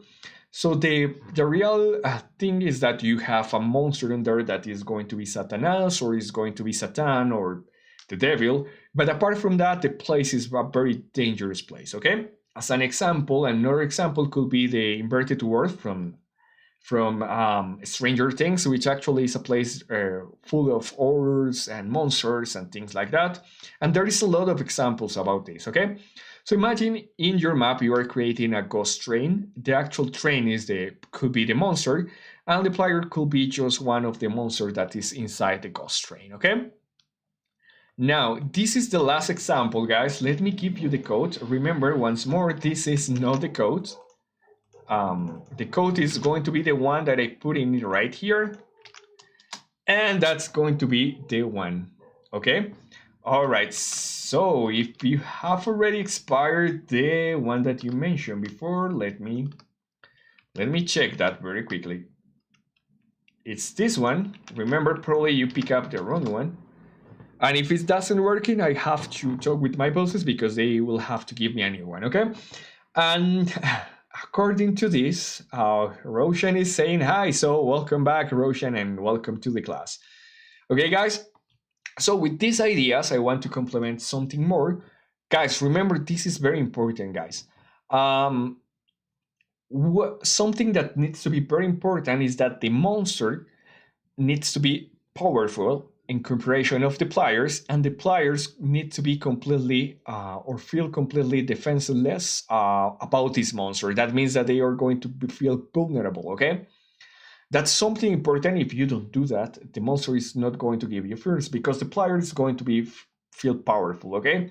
So whenever you have a game in which your player can beat the monsters very easily, the monsters are not going to give any kind of scare to the player, okay? No, we left a couple of things here. This is just design the monsters. So very quickly here, guys.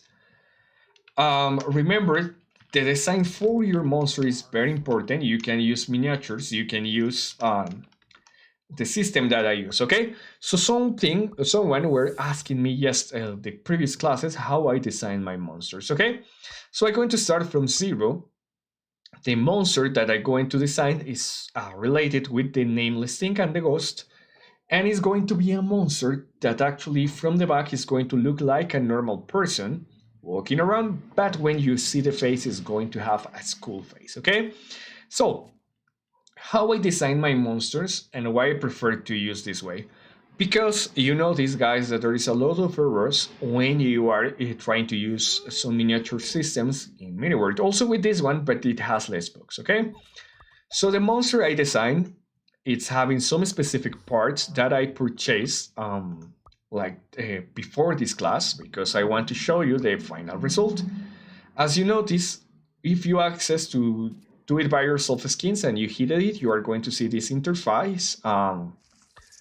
And what I do is I want a monster that looks cute from the back, okay? But it's going to have a strange sound. So the monster is going to look like a complete female person. It's going to look like a child. But the first thing that you are going to do different, or that I'm going to do different on this monster, is that this monster is going to have sounds, okay? They are going to look like a crazy person. They are going to smile like the ghost in the Phantom in the real game. but also it's going to sound like a masculine person, okay, like a guy, but a guy that is crazy. And also another important thing is that that monster is going to have some globes here, like the weapon is going to be a globe, so it's going to look kind of like confusing, because you are going to see in a dark place this person, and that's going to be the main way. But check this, guys. The important thing about this is that with this system, you will be able to change the colors. So as an example, if I want to do a darker monster, I just hit on here and I can change the colors. As an example, the color of the hair, if I put it a little bit like this, it's going to look like an old person, okay? As an example, I can also change this part. I can make it black or almost black. And of course, I can change this. I can make it, as an example, red, okay? So as you notice, you will be able to personalize completely your monster, okay? As an example, on here you are going to see a little bit normal because it's just a skin in addition. But when you finish, you will have some results like this one, okay? Let me show you the final result that I tested before. And for this, I'm going to use one map that I have here. So guys, a lot of you were asking me what I do on this map. Don't download that map. That map is just somewhere where I do my experiments, so in multiplayer. So actually, you are not going to find any kind of playable game in here. Okay, what happened, MiniWord? Oh, okay. I see that for some reason I opened Game Maker. All right. So that's going to be the face on the monster, okay? And this is going to be almost the final color. So if you look at the back of the monster, you are going to see like a normal person walking, but when you look at their face, it's going to be a different face. And also, just if we change this tonight, it's going to look much, much scarier, okay? Imagine that you're walking and you find a person in a special station like this, and it's smiling very crazy, but when you look at the face, it's going to have this face, okay? All right, so that's how it works, and that's how we are going to finish actually this capture. Now we are going to design very quickly on the 10 minutes that we left. Probably going to take 5 minutes more. We are going to design actually the multi-monster system, okay? So how it's going to work for the multi-monster system, okay? So if you realize in my game, we are going to have like different monsters, okay? So let me show you the theory very quickly. Remember the class about natural disasters? This is just going to be almost the same, okay? What we are going to do is do a small brain that is going to control which monster is going to be. So we are going to have one main script. The main script or the main trigger, what it's going to do is to first choose a variable. The name variable is monster, and it's going to choose random number in between 1 and the amount of monsters that you are going to have.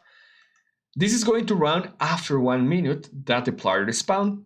Then it's going to run the triggers, okay? As always, the triggers are going to be the triggers for the different monsters, and we have a condition for each one. So if monster is equal to 1, it's going to execute monster A. If monsters is equal to 2, it's going to execute monster number B or letter B, and like that, okay? If you have 10 monsters, it's going to run 10 different triggers. And what is going to have these monster triggers, okay? All of them are going to have the same actions, but different results. So what is going to do this trigger and this is if the condition is true, it's going to give the right weapon, the right location and scare item. The second skill above is going to change the appearance for the monsters and is going to activate 2 triggers that we are going to see the next class. Why we do this? Because we are going to keep all triggers disactivated unless the specific monster is activated. With that, we are going to reduce the lag, okay? So let's move to MiniWord and let's do this very quickly. So I'm just accessing to Fear Paradox. For Pincel that is asking me this, going to switch to Spanish, 1 second. No, Vincent, son la cantidad de monstruos que tú quieras, pero con eso puedes hacer el monstruo o los monstruos que quieras. So let me switch once more to to English, sorry. The question that Pinsel were asking me is how many monsters we are going to have. So you can have whatever amount of monsters you want. I highly advise you to get more than one monster because that will make your game feel better, but you can have one monster if you want. So we are going to create a new trigger set. The name of the trigger set is going to be monsters, okay?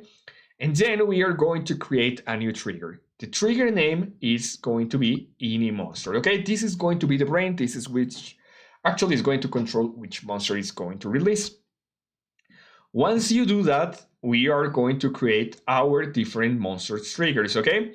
So just create a trigger, empty triggers for now, okay? So we are going to hit create a trigger and we are going to rename it as the monster, okay? Monster and then the name of your monster. In my case, the first monster's name is X-Man, but now it's going to be called Fiend, okay? That's the first one. The second one is the Phantom, so I rename it as a Phantom, and the third one is the Horse, and the Spider, it's going to be the last one. So if you have 10 monsters, you need to create one trigger for each one, okay?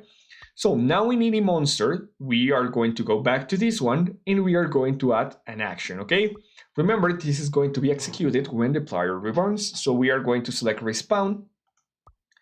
And most important thing here is going to be here on team, okay? Sorry, in player, we are going to determine player team, okay? So the player team needs to be the player in trigger event, yes, in red team. And we are going to add a second condition, okay? I'm very, very careful in here. We are going to change numerical comparison, okay? And the numerical comparison, it's going to be on here, variable library, and you are going to create a variable that is being called monster, okay? Monster is going to be the one that handles all the monster, and it needs to be equal to options equal to, where is it? Okay, equal to 0, okay? That means that we haven't chosen the monster. 0 means no monster. Any number apart from that means that we have a specific monster. First action is going to be here, assign. You are going to select value setup. And on here, it's going to be kind of easy. In the first one, we are going to select variable, and we are going to select the variable that we just created. And in function, we are going to go to math or general math, and then we are going to select random number. So just like the same that the disaster MiniCamp, we are going to select a random number between 1 and the amount of monsters you have. So in my case, I have 4 monsters. I'm going to choose the number 4. If you have just 1 monster, just select 1. If you have 3 monsters, select 3. If you have 10 monsters, select 10 here, okay? Now, this is very important. We are going to go to here because our system is going, and this is very important. If you don't put this, you are going to get some errors. So on here, bit warnings, guys, you need to put it like the way I'm going to do. So we are going to add a new one here on timer, and you are going to select waiting time. The waiting time is going to be 1 second, so change from 5 to 1 second. And that's where we are going to start to check our triggers, okay? So we're going to just hit here, and there you are going to just go on here where it says trigger, and you are going to hit operate trigger. The trigger, it's going to be like this. You are going to select on here your first monster. So just remember, go to the same folder and select the other triggers, so the other triggers that we create, yes. So in my case, the first monster is Fiend, so we are going to select Fiend, okay? Then we are going to select, this is very specific, okay? We need to choose like it is because probably you are going to get some mistakes. So you are going to select player group, you are going to select players in team, and in players in team, remember the number 1 or the team red is going to be the monster. And very important here, conditions need to be true, okay? And just below that, you are going to add all your monsters once you have completed triggers for your monsters. In my case, I have 4 monsters. Once more, I select trigger by trigger. So check monster fiend, monster fiend, monster phantom, monster phantom, monster horse, monster horse, monster spider, and we got monster spider 2 here, okay? Once you do that, you are going to add two other things. So remember, guys, in our game, we have, or at least in mine, we have two different stores. The item stores that you can get like some items for the players here, and also the depth store that which allows you to open the depth store directly from the inventory. So you are going to add those two. How do you add an item here? Once more, you go to players. Then you had this option that says add item, and remember on there you can select which item. So in my case, I add one store to the player in the event, and just copy and paste that, and I add once more one from the depth store here, okay? So now we got this on here. Now we are going to move to the actual monster trigger, okay? So we are going to start with one. You can do this by your own. So remember, if you have any other monster, just do it by your own, okay? So as you mentioned here, as you notice here, there is no event here, right? We are not going to put any event, but the important thing is here in game, we are going to check math, okay? So go to math, numerical comparison, and in numerical comparison, we are going to choose monster equals to 1, okay? So remember, our first monster is going to have equals to 1, our second monster is going to have equals to 2, our third monster is going to have equals to 3, and the fourth monster is going to have equals to 4. So if you have 10 monsters, each one of the numbers needs to be different, okay? So for this monster, first step, we are going to add an item, okay? So remember, for add an item, you go to player and add an item, okay? The item for this monster is going to be the weapon, okay? So in my case, the weapon for this monster is going to be this one. That is going to be the emergency axe, okay? Remember in my case, and remember the previous classes we designed like that, my weapon has also the first skill too, so I added the same right here, okay? Second one, this is very important, guys. We are going just to copy and paste that, and also it's going to be for players in trigger event, but we are just going to change the item. The item that I got here is the item that allows you to locate the players. It's going to be terror hole, okay? Or horror hole. You already have this created for the previous classes. Now, third item that we are going to add to the player is the second skill. In my case, for this monster, is going to be the trap, okay? Once you add all the three items, we are going to do another thing, and is that we have a buff for the players, okay? So we already add those. Remember that we have a buff. This is not going to be the monster buff. In my case, I give a different buff for each player, okay? So just create a normal buff. Just remember, hit add, and you are going to hit created. The monster buff that I put is just with this icon and has the name of the monster, okay? But in the effects, I change the size of the monster, so it's going to have a bigger body. Remember to make your monsters bigger, because that's going to make the monsters be a little bit scared, okay? So I put 30 more of size, and also I play -15 of the head. So it's going to be bigger, and the head is going to be a little bit smaller, so it's not going to look that cute. It's going to look more aggressive. And also, if you want to place like a passive skill on here, you can add it, okay? But most important, on here, for the status for your monsters, you are going to set up as a positive status to cover and don't remove after that, okay? And also, another important thing, let me show you as an example. This is the Axeman that doesn't have that much amount of like different skills, okay? But as an example, for my spider, my spider is going to have this effect that looks like potion. So you can add that effect in here.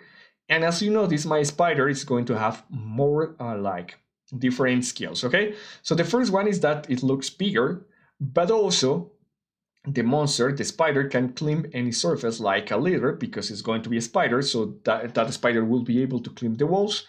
It's going to have more jump, but also it's going to have a disadvantage that the spider cannot run, okay?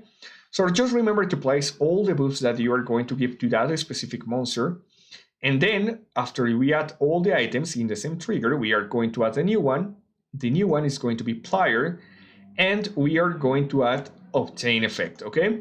On obtain effect, we are going to choose player and trigger event. We are going to give the effect that we create. In my case, for this one is Axeman.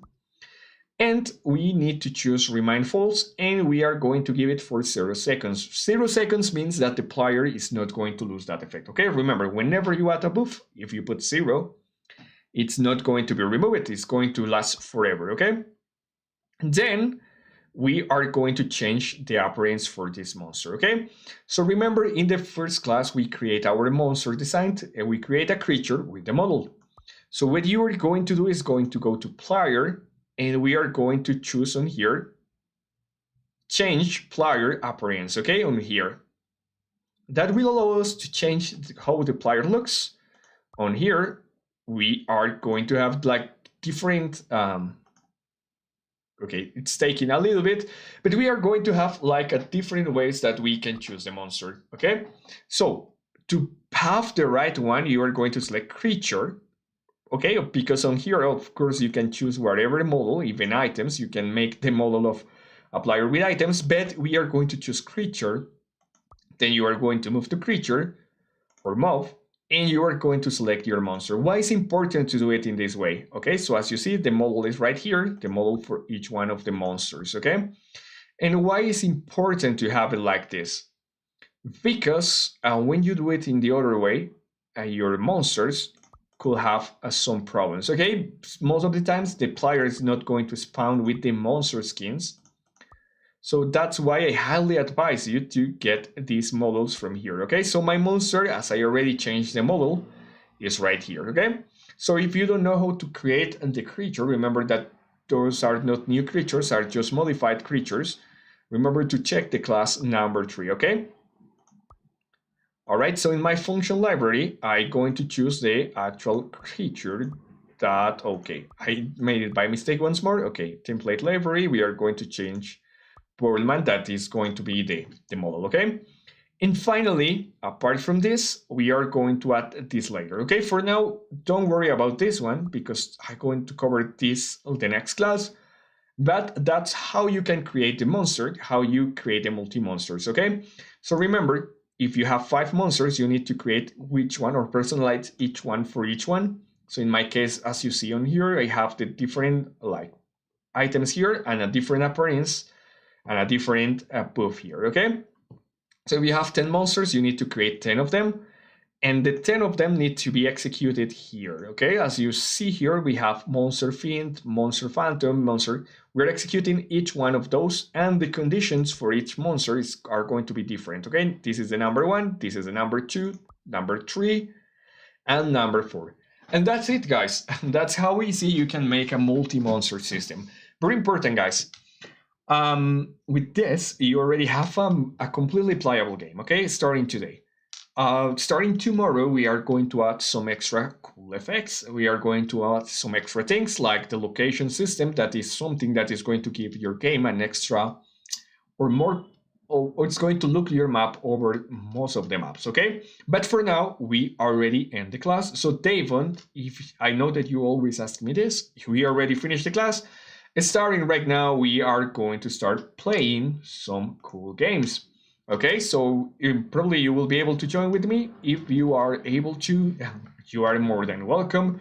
Remember my UIDs around this area. Yes, room 2769 through 3. Sorry, I get my thoughts tight, okay? 2769323, all right. Oh, actually, I like that, Roshan, because that's going to look just like the monsters that I mentioned before. Okay, so I think you missed this part, but we covered the part about ghost and those things, and that gives a lot of scare. So that's very cool. Or you mean that it's going to be invisible because you haven't made it. Okay, bye, Devon, and thank you so much for assisting the class. And now, guys, I see that Kenzie were asking me to play his game because he has like advanced a lot with it. So let me do this. First, I'm going to delete the previous map because I know that sometimes when you When you do that, and when you actually have the old map, probably it's going to have some problems when you try to play the new one, because it's going to give some errors to the system. So I'm going to delete this one, and then I'm going to search for your UID. Oh, of course, you can ask me any question, Davon. If you have any questions, just let me know. I will be more than happy to answer, okay?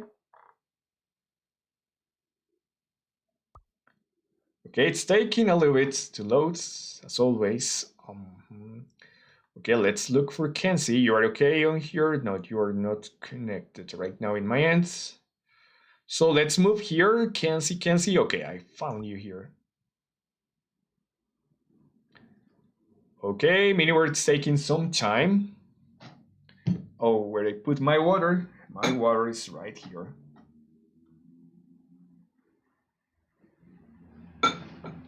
Yeah, let me know, Davon.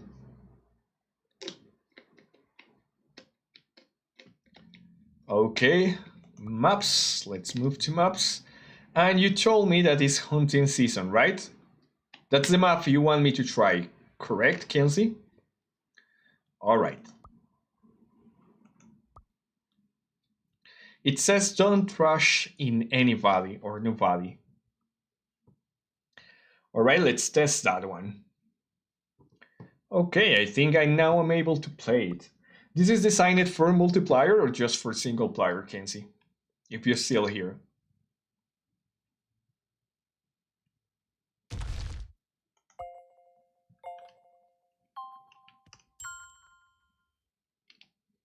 Okay, I like the startup. What do we have? Our skills are the first one to shoot, the second one. Okay, very good. It's the one that I mentioned before. This is the weapon to kill other players. Very good. And this, what is this? Okay, it's in Chinese. It's kind of an effect, an eye or something that I will have to try later, okay? So right now it's supposed that I will be able to exit and kill other players. So I think it's multiplayer. Yes. This will be the area where the victims are going to be. Let me see. Okay. All right. So we have like different guns. And also we have a monster here. All right. So let me see. Okay, I have an effect around my area. I don't understand those. Like why there is a lot of triggers around. I can break those. Oh no, I can break those. All right. I think I will. All right, no. Okay, there is a generator here. Very good, Kenzie. You covered. Oh, okay. Remember this area, Kenzie. Remember to fix it. So you are going to avoid the players to be stuck. Keep it like one of what? Okay. What happened if I turn this out? I think this will be open. No, this is not open. I see. So they have to find a way to open the generator, right?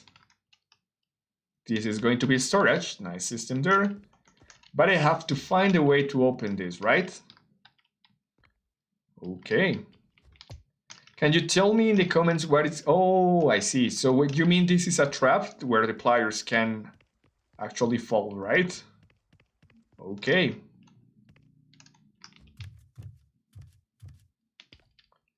Okay, very cool. Remember in the class number 2, we learned how to do that without having this. But if you want to use that one, it's okay. Just try to cover this, okay? So players will it's going to be more immersive. You can create just like this texture over that with a miniature, and with that it's going to work well too.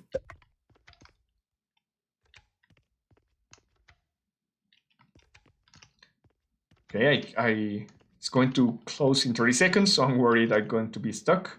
Oh, what happened here? Oh, okay, so we have 2 different floors. Oh, all right. So let me try in multiplier. I want to test this to give you a good feedback. If you want to access, guys, room 27, 69323, okay? 1 second, I forgot something, but I don't remember what. That's kind of frustrating situation to forget what you forgot. Okay, here I opened by mistake my Illustrator. Sorry for that, guys. I didn't mean to do it. Okay, so it hopes it creates the room because it's taking a little bit of time as always. Sometimes MiniWord just get stuck on here. Okay, come on, allow me to play MiniWord. Okay, I have to close this because it's going to take a lot of time and I don't want to spend that time waiting for Illustrator to run. So where is it? Huh. And also, as this is very heavy, it's slowing down a little bit my, okay, computer. All right, so we already finished that one. Okay, so let's now move on. MiniWord, come on, it works. Well, while MiniWord responds, I'm going to give you another code that is going to be the last one. Once more, guys, that's not the one I want to share with you. It's this one. Sorry, you cannot see it. Okay, give me a second here. This is going to give you a skin part for a whole day, okay? And let me send it to the chat too. All right, guys. So it seems that I will need to restart MiniWord. MiniWord get completely stuck. I cannot even put the buttons on. Come on, MiniWord.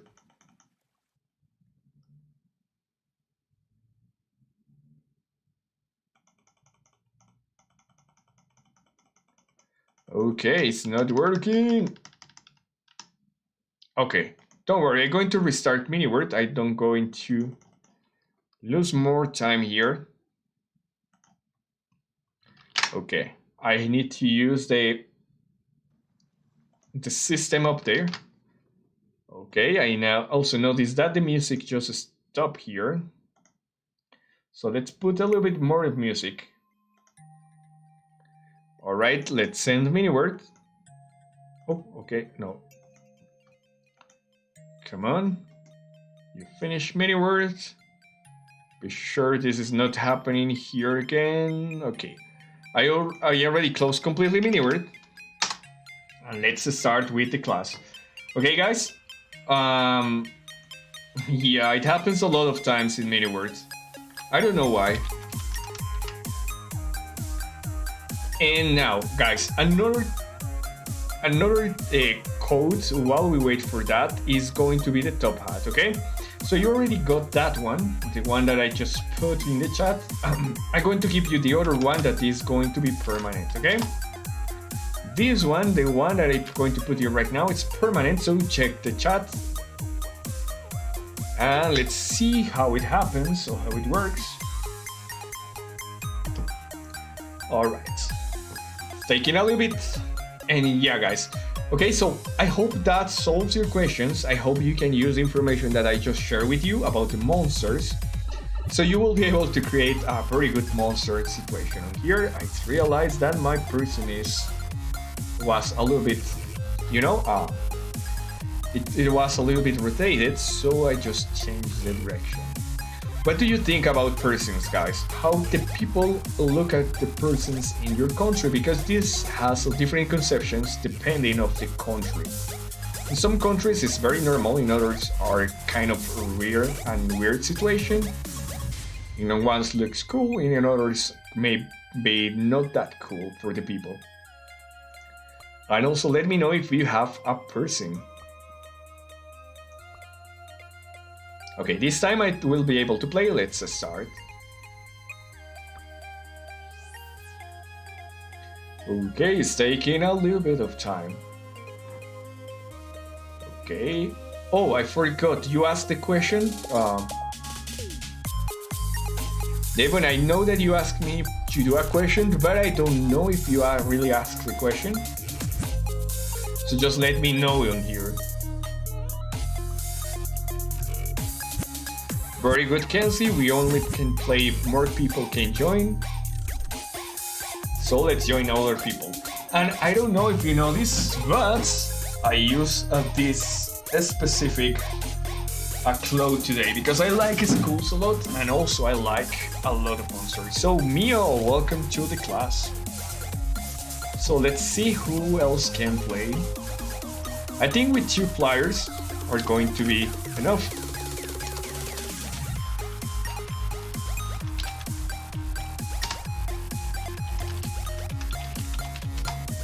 Oh, okay. Oh, that also happens a lot to me, but this is because I actually mess up with it. Okay, I'm also going to activate the microphone inside. So welcome Axel, we have the Spanish moderator here and one of the greatest map creators that I ever seen. So welcome Axel, how are you? Okay. So, yes, Davon, just let me know your question. I see that you asked me. Your question. Alright, so I'm going to be the monster.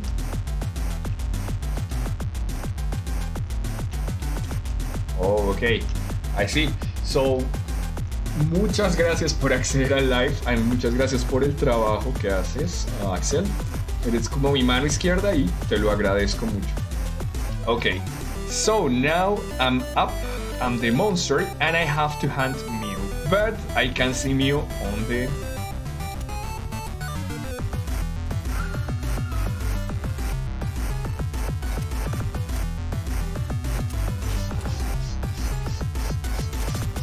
Okay, that was really weird. I think you need to run.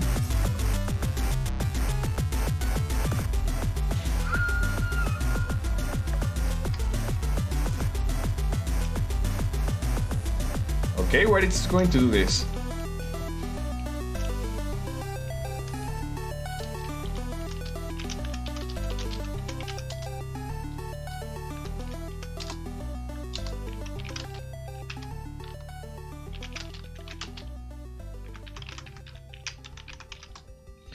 Okay, I'm going to give some time to... Oh, okay, I have the tool here. I'm going to give some time to Mio so he will be able to hide, because probably I will be able to kill him very quickly and I don't want that. Okay, look this. In the screen, when I go too far away, I look like a vampire. I completely blank, and now I have a little bit more of color.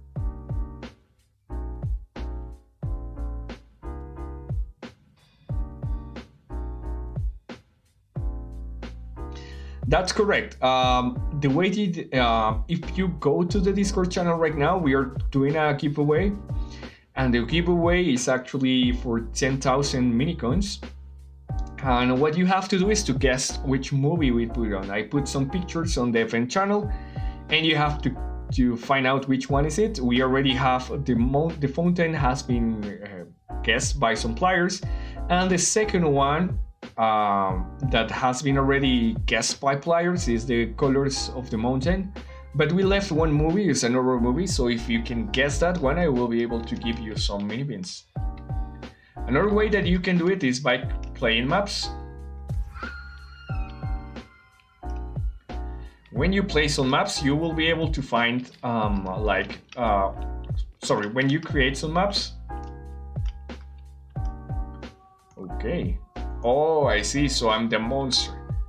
Alright, so in the next class, Kenzie, I'm going to teach how to do the overhaul, the real one. That will help you to improve this a little bit, because it's also going to give you the third camera perspective. So that's going to be nice.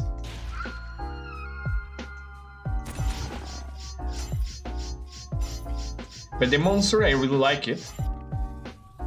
It's like the unknown thing. Oh, Okay.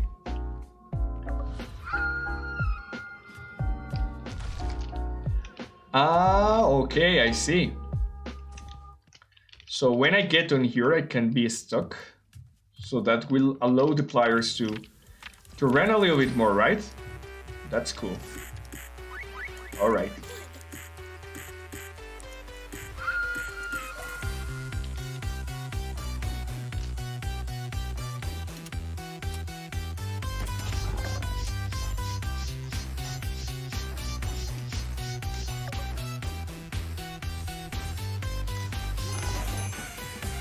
Okay.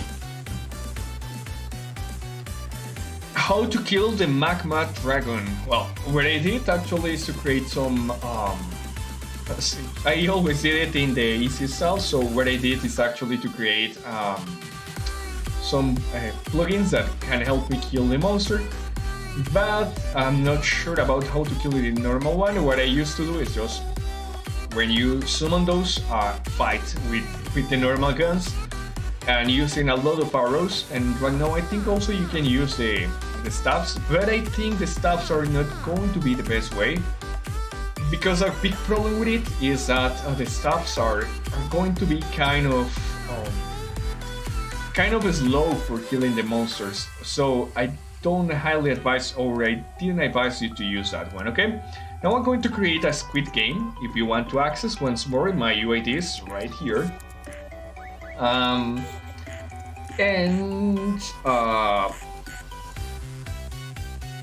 forgot what I was talking about. Can you remember that, guys? Oh, about the magma dragon. Okay, so it's going to be better to use arrows, so you can use the pulse energy arrow. It's going to have more damage, and when you run out of arrows, you can use the normal arrows. That's how it's easier to kill the mob, okay? And also you have to have a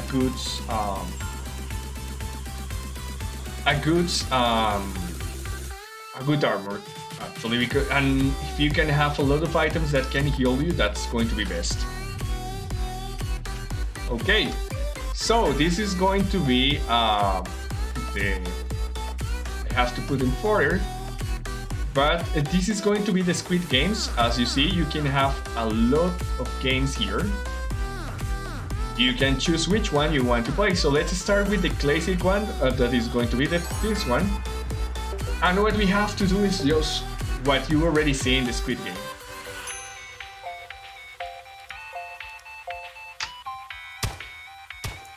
Okay, so I see that you die, guys. Some problem with this kind of game is that probably the lag is not going to help you, because most of the times, if you have lag, probably you are going to stop, but the monster will be able to see you. Okay, I died. Alright, so there is still a monster in there. Alright, so hi, how are you? Kenjip.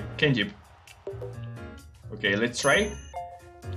And something that you can do here, it's also that you can push the pliers.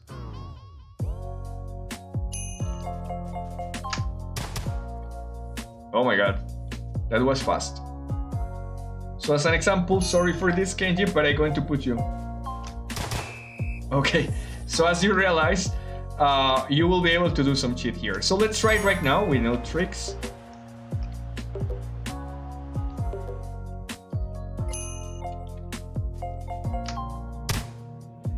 Okay, ooh, only two of us survive.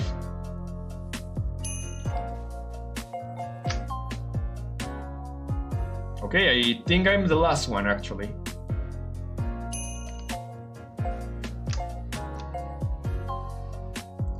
Okay, as you see, is...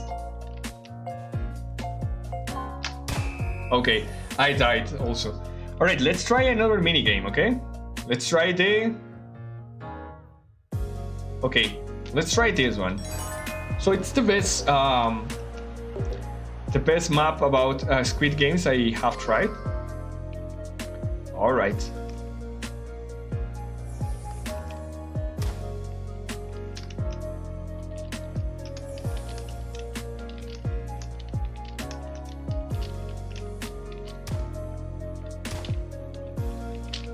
Okay, very good. You're doing it very well.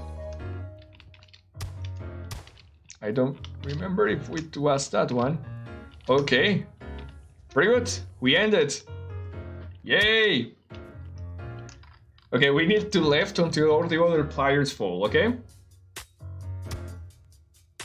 Yes. Also, another trick that I use is actually this one. Okay, if you have equipped this specific character that is going to be Cindy, you don't have to worry for fall, unless you do this. But you don't have to worry for fall because you will be able to do double jump. So that's something that you can actually see to.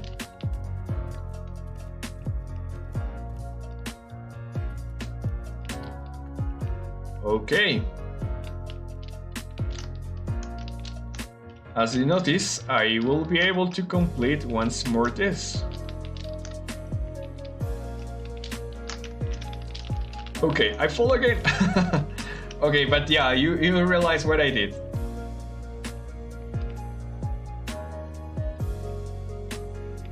Hi Vincel, how are you? And welcome me to the YouTube channel too.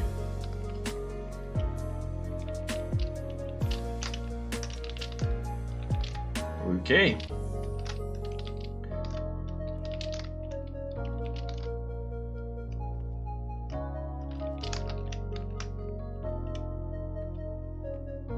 Okay, check this. You see, I can survive even jumping into the wrong one. Okay, whoa. Okay. All right, so we won some points. Now we can choose what other game we are going to play.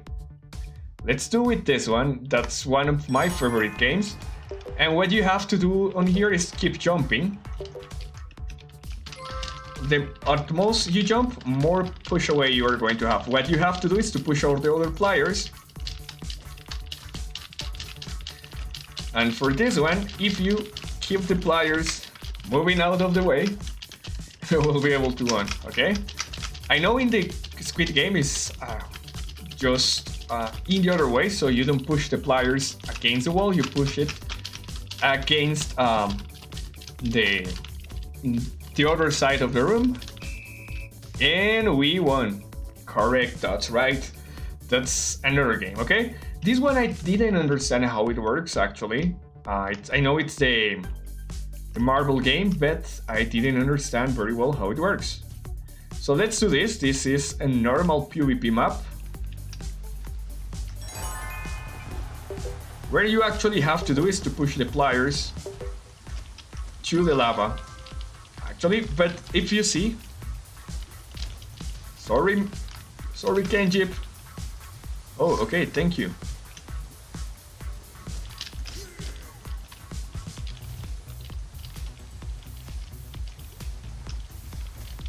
Okay, so we are going to win this one. All right, so as you see, and if you realize, you have a lot of money here. All the points that you are getting is right on here. Oh, I love that. This is the icon I made. Okay, so that's really cool. Knowing that people is using the resources I submit, it's very cool for me. All right, so now let's play this one. On this one, you have to complete all the 5 goals by moving around, okay? But there are some parts that are difficult, like this one. Okay. 1. You know, this part, I think it can be improved. Okay, I fall. I almost die. And this is the hardest part. But thank you for the one that actually pushed me up. I was able to complete it by that reason. But yes, and hi, I don't know how to pronounce your name. I know that you come from Thailand, but welcome to the post-class streaming. Okay, I hope you like this game. Actually, it's I think it's the best made. Of course, there are some games that can be improved, but it's stable and you can play it very good. So that's something that I really like it about this one. Okay. Now let's do a final room. We are going to play some maps here. Let's do about our Ricochet game, okay? So let me put this room for 10 players. It's a simple map, and with this we are going to end the class, okay guys? Alright.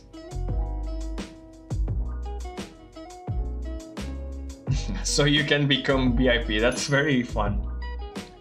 Okay, I'm going to invite you guys also. Alright, let's see if you can access to the room. I see that there are a lot of players joining the room. Okay.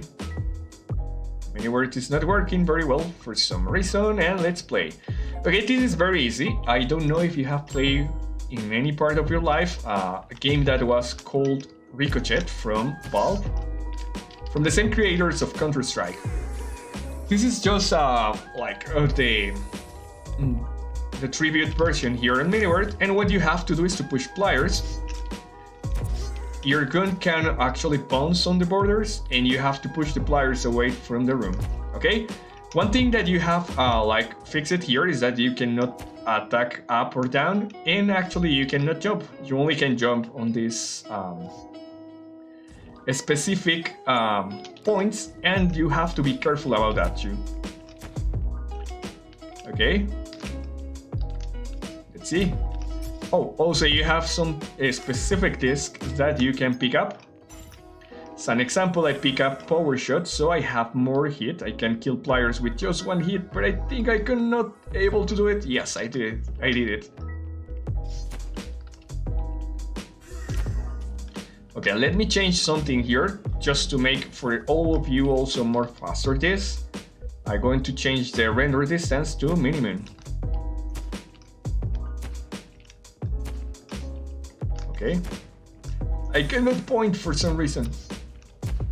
Okay, yes, I make it full. Oh yeah, very good, I have a coin on there. And that's it guys, this is a very quick and fast game, where you have to push all the players away from the platform.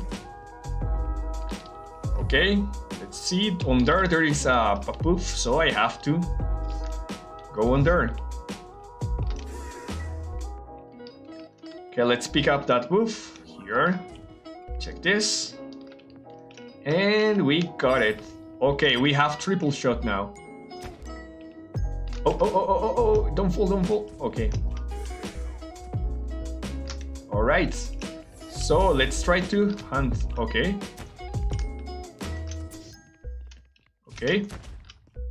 Okay. Sorry, Mio. You attack me. I have to attack you. Okay. Let's try to get down to this one. Okay, there is a poof. Oh, okay.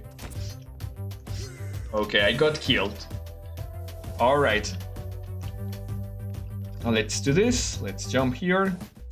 I found a poof here. So let's pick it up. Okay, I can do it. Yes, and I got some coins. Now I have triple shot too. Okay, good hit. Sorry, Basti. Oh, okay, I did it. No, I died. Okay. I was powerful. Time to slap me 6, it's saying. So welcome Grand Adventurer, how are you? Okay, let's do this. Okay, I have a shield. Pretty cool. Okay, I have another here. Let's pick up that one, this one. Okay, I have shield too. Okay. And I got another one here. Okay, quick shot, that's cool. Alright guys, so let's try to pick... I like to pick buffs because it's going to give you more power. I have triple shot now. Okay, I think I... Okay, I get completely killed.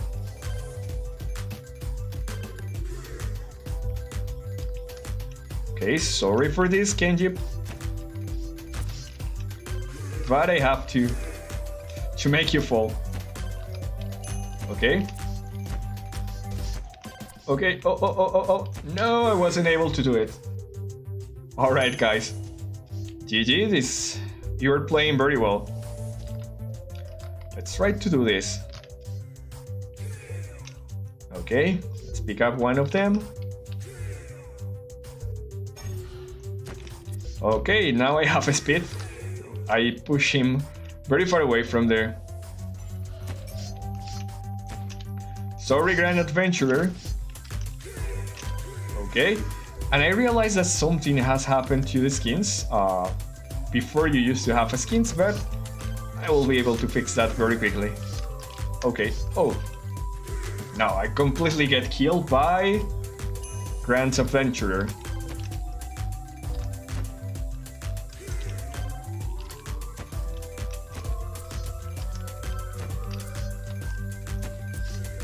Okay, I have to move from here.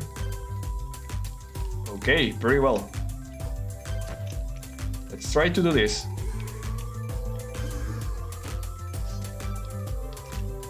Okay, that was a quick shot. Okay, oh, I'm going to fall. Alright, I fall completely.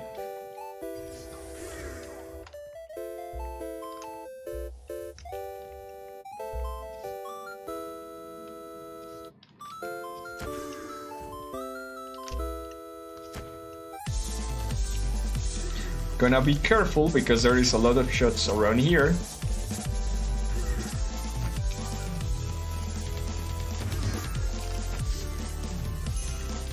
Ooh, that was fine. Oh, no, I completely died on that one. Yeah, probably it's not going to allow you to access Vincent because I think the room is completely full. Okay, Grand Adventure has a buff in here, but he falls. Okay. Okay, Mio, I'm coming from you. Okay, yes, I was able to. I have to be careful with Grand Adventurer. No, I fall. I forgot that that side doesn't have a kind of protection or something. So let's try to.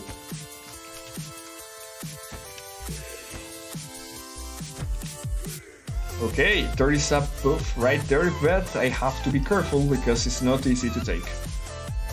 Alright, let's do it in this way and pick up that one. There's also some coins on there. Oh, okay, I have more buffs. Okay, I have triple shot and deathful shot. Okay, I got completely killed. Alright, more coins here. Very well.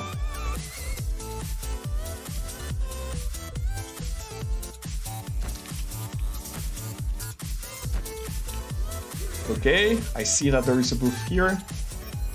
Triple shot, that's perfect for me.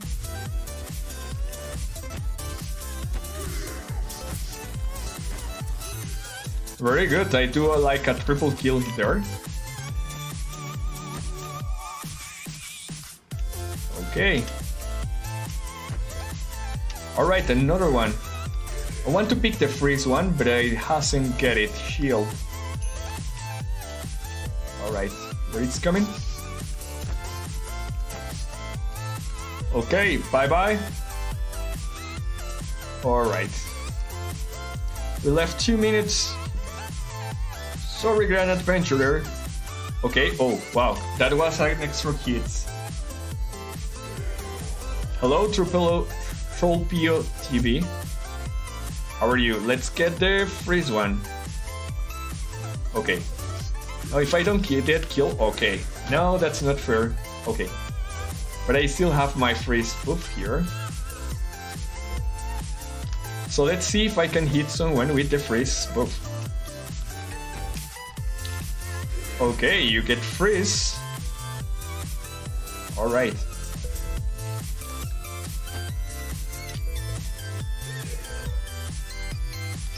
Okay, no, don't fall. This is kind of difficult sometimes. Basi, get this.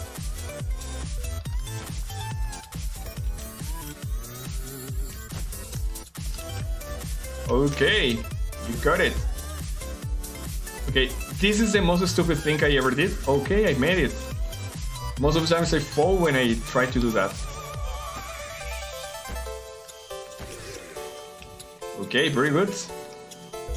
All right. You need to pick up that one. I know that you are going to go for that one.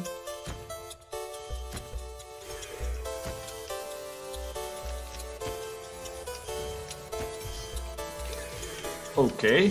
Oh. Oh, I was able to kill him. Huh? Okay, I'm just going to die in a little bit because I'm just with one hit. Okay, yes, he kills me. But we are going to end the room in a little bit. Okay, guys, I hope you like this game. Okay.